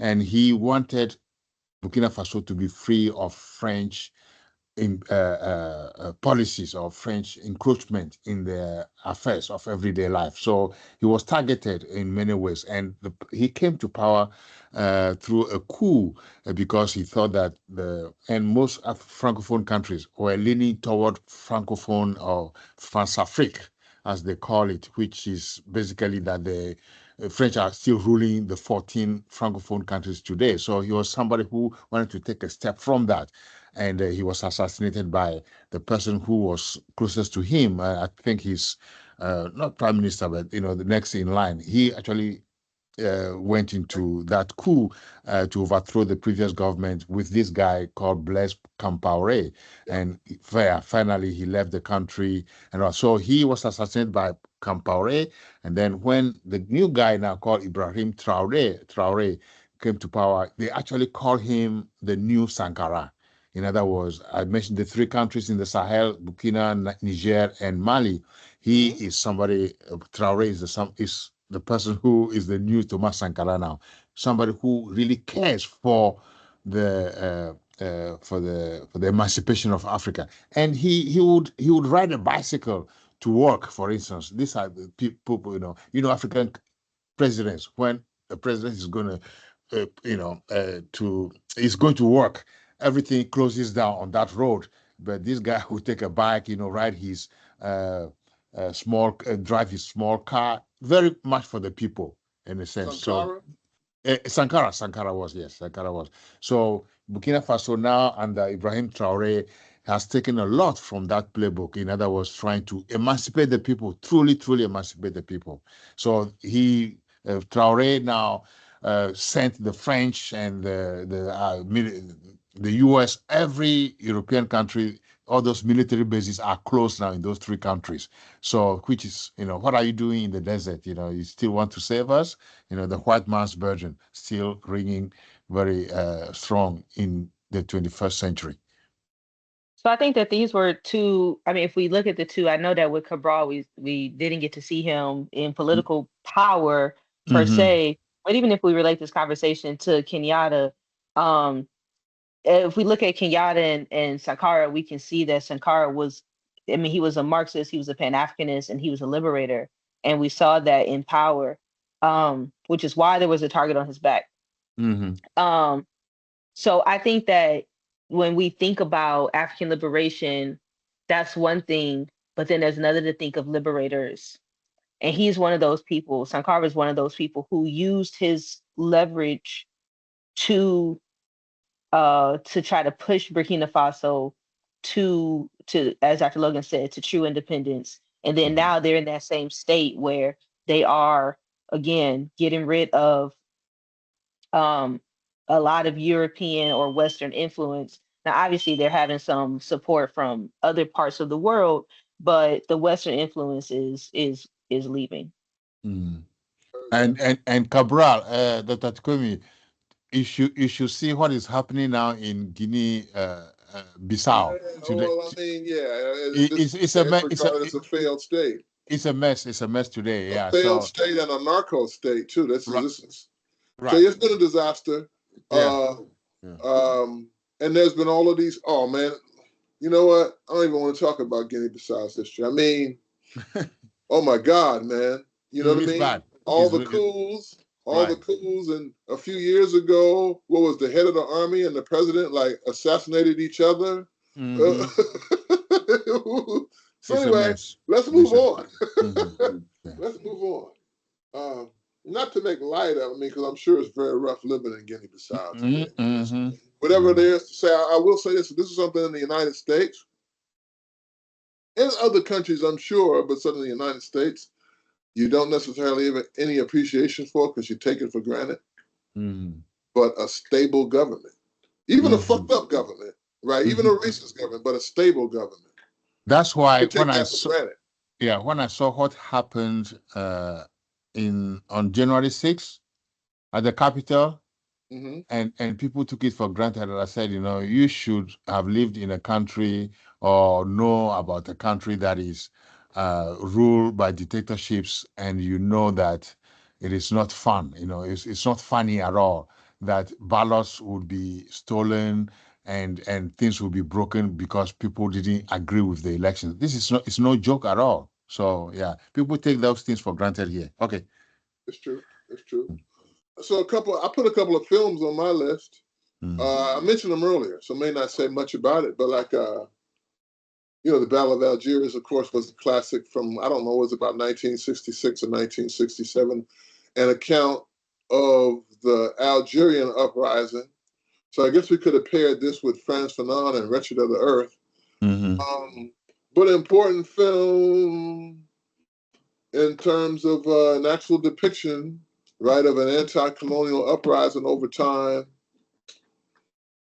So it's a classic, and still highly recommended. If Mm-hmm. like I said, if you want to try to have a general understanding of how colonialism ends, this is certainly a significant part of the story. This Right. doesn't happen. This kind of war I don't know if you said that, but we talked about there are a number of wars that are going to take place, in order for countries to be, as you said, flag independent in Africa. Not everywhere, not most places, but a number of places. Algeria, Kenya. Angola, Mozambique, Kenya. I'm leaving somebody out. Did I say Angola, Mozambique, Guinea-Bissau, Kenya? I guess that's South Zimbabwe. Anyway. So Zimbabwe, this other film, a British filmmaker made this piece, but if you haven't seen it, you should check it out. Flame. Okay, yeah. Flame. Account of the guerrilla war and the aftermath, but like the protagonist, as you see here, is actually a female. So, so the war and some aspects of the complexity of the war, but then it has a second half in which you're coming to grips with, okay, now that you got flag independence, like actually, where is the place for you? Where's the place for you as an ex-fighter? Where's the place for you as a woman? What has become of the ideals that you supposedly were fighting for now that you do have your independence? It came out in '96. So Mugabe had been in power, about 16 years by then. And of course, his reputation is only going to grow worse over time. But this was definitely, like I said, it's also a critique of what all that didn't happen right after the war was over. So I'd recommend that. So just in terms of continuing this theme of, one thing our people certainly need to have some awareness of is the role of the armed struggle in, this history, this liberation, this independence. And anyway, I'll stop because I think I've said some of these points already. Either y'all seen Battle of Algiers in a long time? The battle I've seen that before, yeah. And it's a very good one because we need to know about what France actually did in Algeria. And it's very important. Exactly. Yeah. All the stuff. What's that? The Carolyn Elkins book, for the first time. Tell us for the first time how violent colonialism was. I'm still offended by that. The violence and terror at the heart. Anyway, but I guess that makes the point.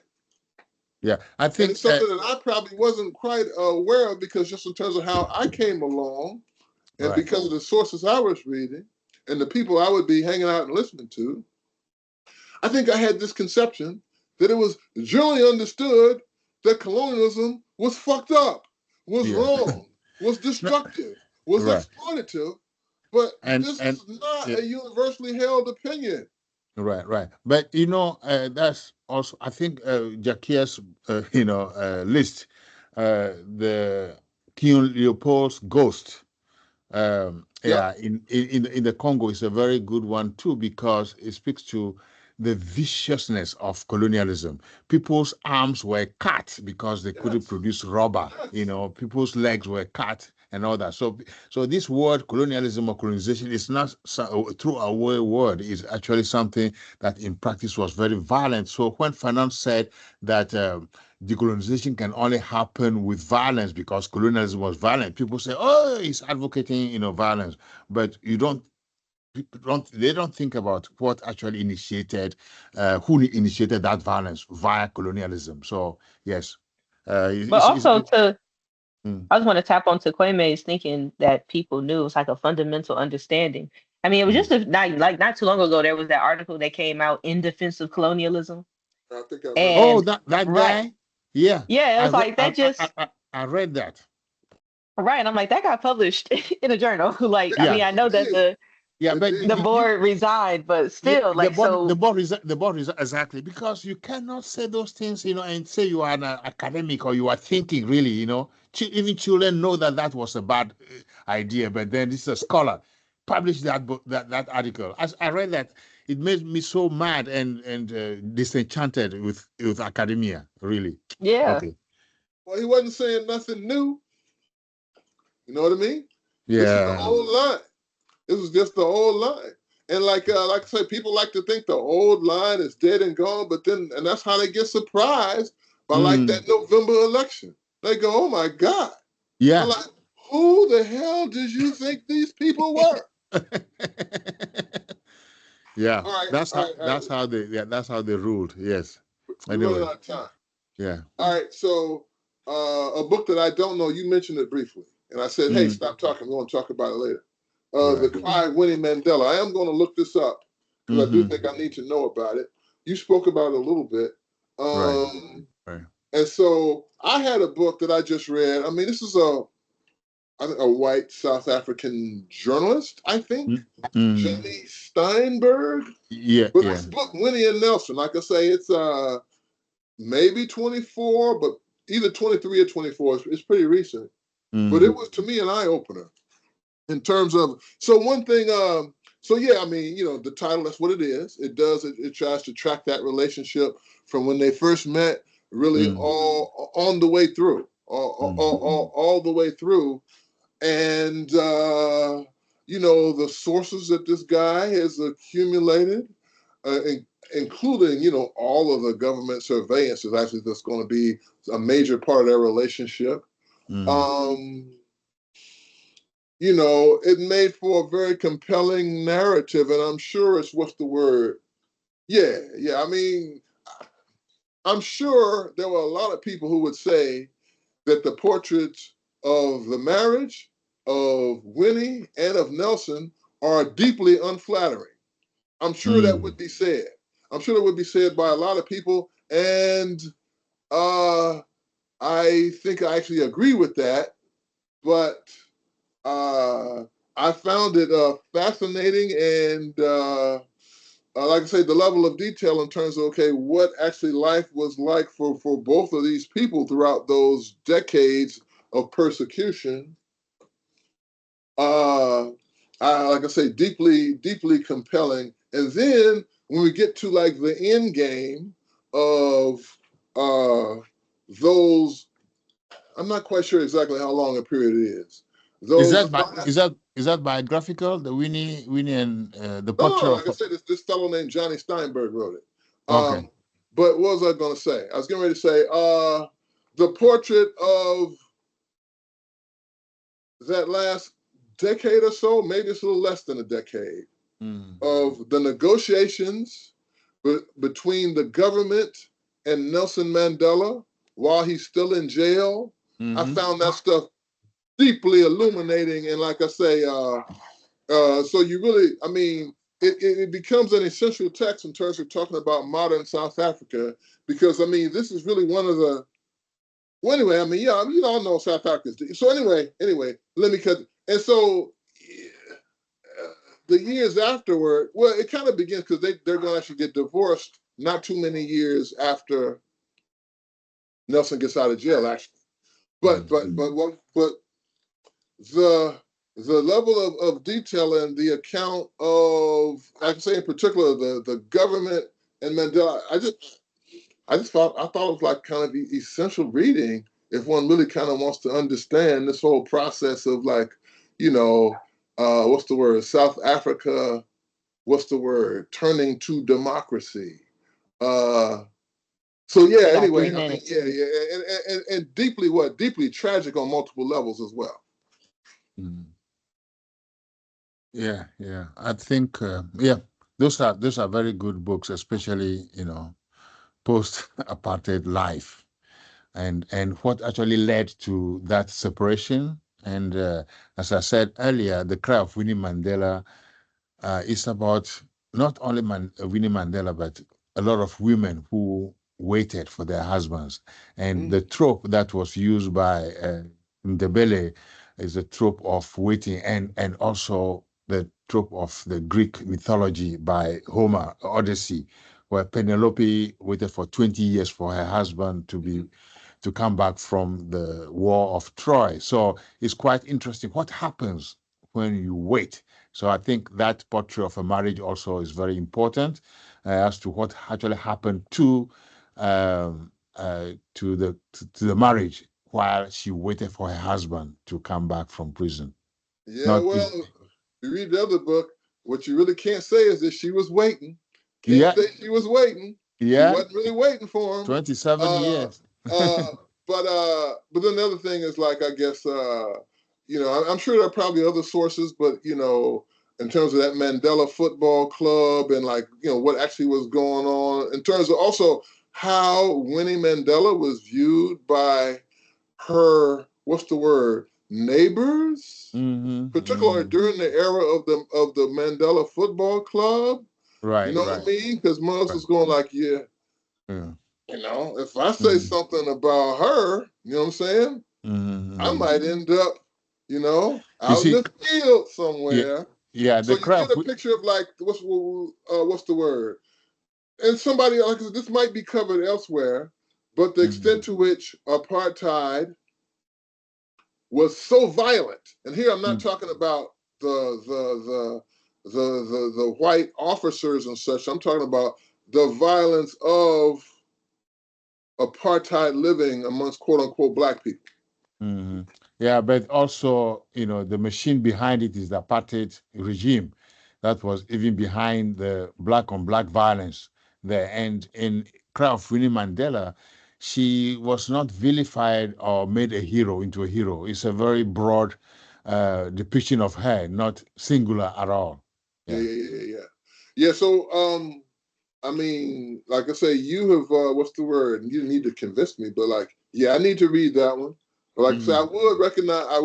I would recommend this other one if you really want to get a sense of like so these two icons as well. But then anyway, it'll make you whatever you might think about like any quote unquote revelations about some of these people's personal behavior.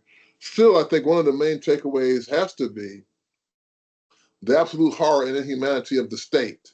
So to your Mhm. point, to your Mhm. point. All right, Mhm. we're pretty much out of time. I did had one more panel up. So we kind of moved from talking about struggle in South Africa and such. And so these were a couple of books that were on a couple of you all's list. And I read the article version of why why Nina? why Why not? thank you. Why Yeah. not is how to write about Africa. But so I ain't read the whole book, but Mm.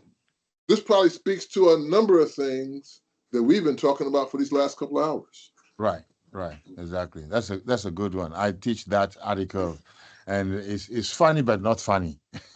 Is that he's Yeah, sarcastic with it? The sarcasm is really what makes it, it's what very brings good. you in. But yeah, then it Exactly. also makes you. I think it makes people think like, wait, are you talking about me? Right? Mhm. Because of the way that he Right. writes. Like, yeah, Exactly. That's what I like about it. Yes. Yes. Yeah, yeah, he died young, not that long ago. Yeah, I know. I know. I know. So He seemed like anyway, a very interesting fellow. yes, yes, yes.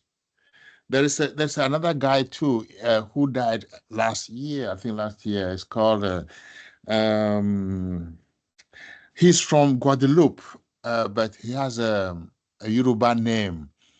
Uh, oh God, I forgot the name. Anyway, but he is somebody who takes after Chenk Anta Diop. He Okay. was also, yeah. So his name is okay.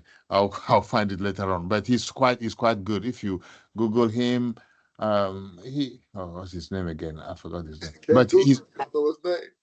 yeah, he's quite good. But he was also, we don't know how he just last year he boarded a plane. By the time he landed in Paris, he said stomach, stomach, stomach, and then done, he's gone. So um yes, crazy. Yes, crazy. And I don't know this book that you had on your list, Jakia, but it sounds interesting. Dead Mm, Aid by Dambisa Moyo. yeah, and it's a newer book.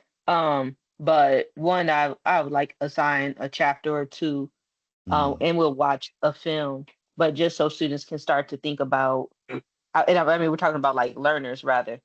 So learners can mm, start to see how their immediate actions also have immediate consequences as well.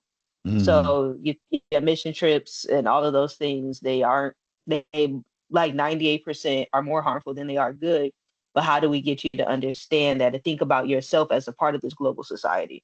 So that's mm, one of the reasons I like this because it makes Africa is not this distant thing, but again makes us all brings us to see how interconnected we are and our our behaviors and our actions influence one another for good or for bad. Mm. You know, it sounds interesting. Sounds Okay, very yeah. So the guy I was telling you about is Omotunde. uh-huh. Omotunde. Okay. Omotunde Kalala, Kalala. He died at 55 last year, 2022. Yeah, And is Omotunde. there a particular text book to recommend? You see, his books are all in French, but Oh, yeah. But if you Google uh, him, I think you can find some videos on him. And he takes after Cheikh Anta Diop. It's the new Cheikh Anta Diop. Yeah, quite illuminating. okay. Illuminating. Yeah. Well, folks, it's a couple minutes after 3, and we've actually made it through my slides, man. I Okay. mean, we didn't Good. talk about every single book on all Yeah. of our lists, but of course, we never were going to do that. Right. So, hey, you know, uh, thanks a lot. Uh, uh, I enjoyed it. Y'all did Th- good. I learned Thank you. something from both of you, and Thank you. Yeah, we you learn know. from each other. Yeah, from each other. So that's good. That's good. Yeah. And from my standpoint, somebody checking this out, would certainly get hip to a few texts they might need to put on their shelf, add to their library, and such Right. like that. Right. So cool runnings. Any either y'all got any last words or thoughts before we say sayonara? Mm, As always, thanks for the invite. This was fun. So I really appreciate it. Always great to be with you too as well. yeah. Thank you Thanks to all. everybody who tapped in. Yeah, thank you all, Dr. Marie and Dr. Tukwemi. And Dr. Marie, when are you coming to Louisville? I don't know. You just let me know. I'll show up. I need to go to my Okay, orthodontist again, so I need to come back. okay. We'll talk about that later on. But Yeah, say you do hello need to to get back everybody. here because you owe Yeah, me a I visit. know. You owe me a visit I too. know. I know, because yeah. I messed up last time. I know. I'm coming. I'm coming. Okay, I need to get away okay. from this cold in Michigan too, so I Oh, gotta come Well, you don't soon. coming think down here ain't gonna help. it's It's cold here going. too? Come on. Well, today is It not ain't bad, but snowing this like past this, week, Yeah, last week was but the really bad. snow. Yeah. It's the snow here. They close campus and everything. Like when we close schools in Michigan, you know it's serious. oh, that's serious. Actually, I prefer the snow. I prefer the snow. Yeah, All at right, least the cold. all Yeah, right. you Okay, enjoy y'all this. have gotten way off point now. So, Okay. Have a good hey, one. I will Okay. see both of you later. Sure. Have a Peace good one. out. Okay. Bye. Bye Bright bye. moments and all of that.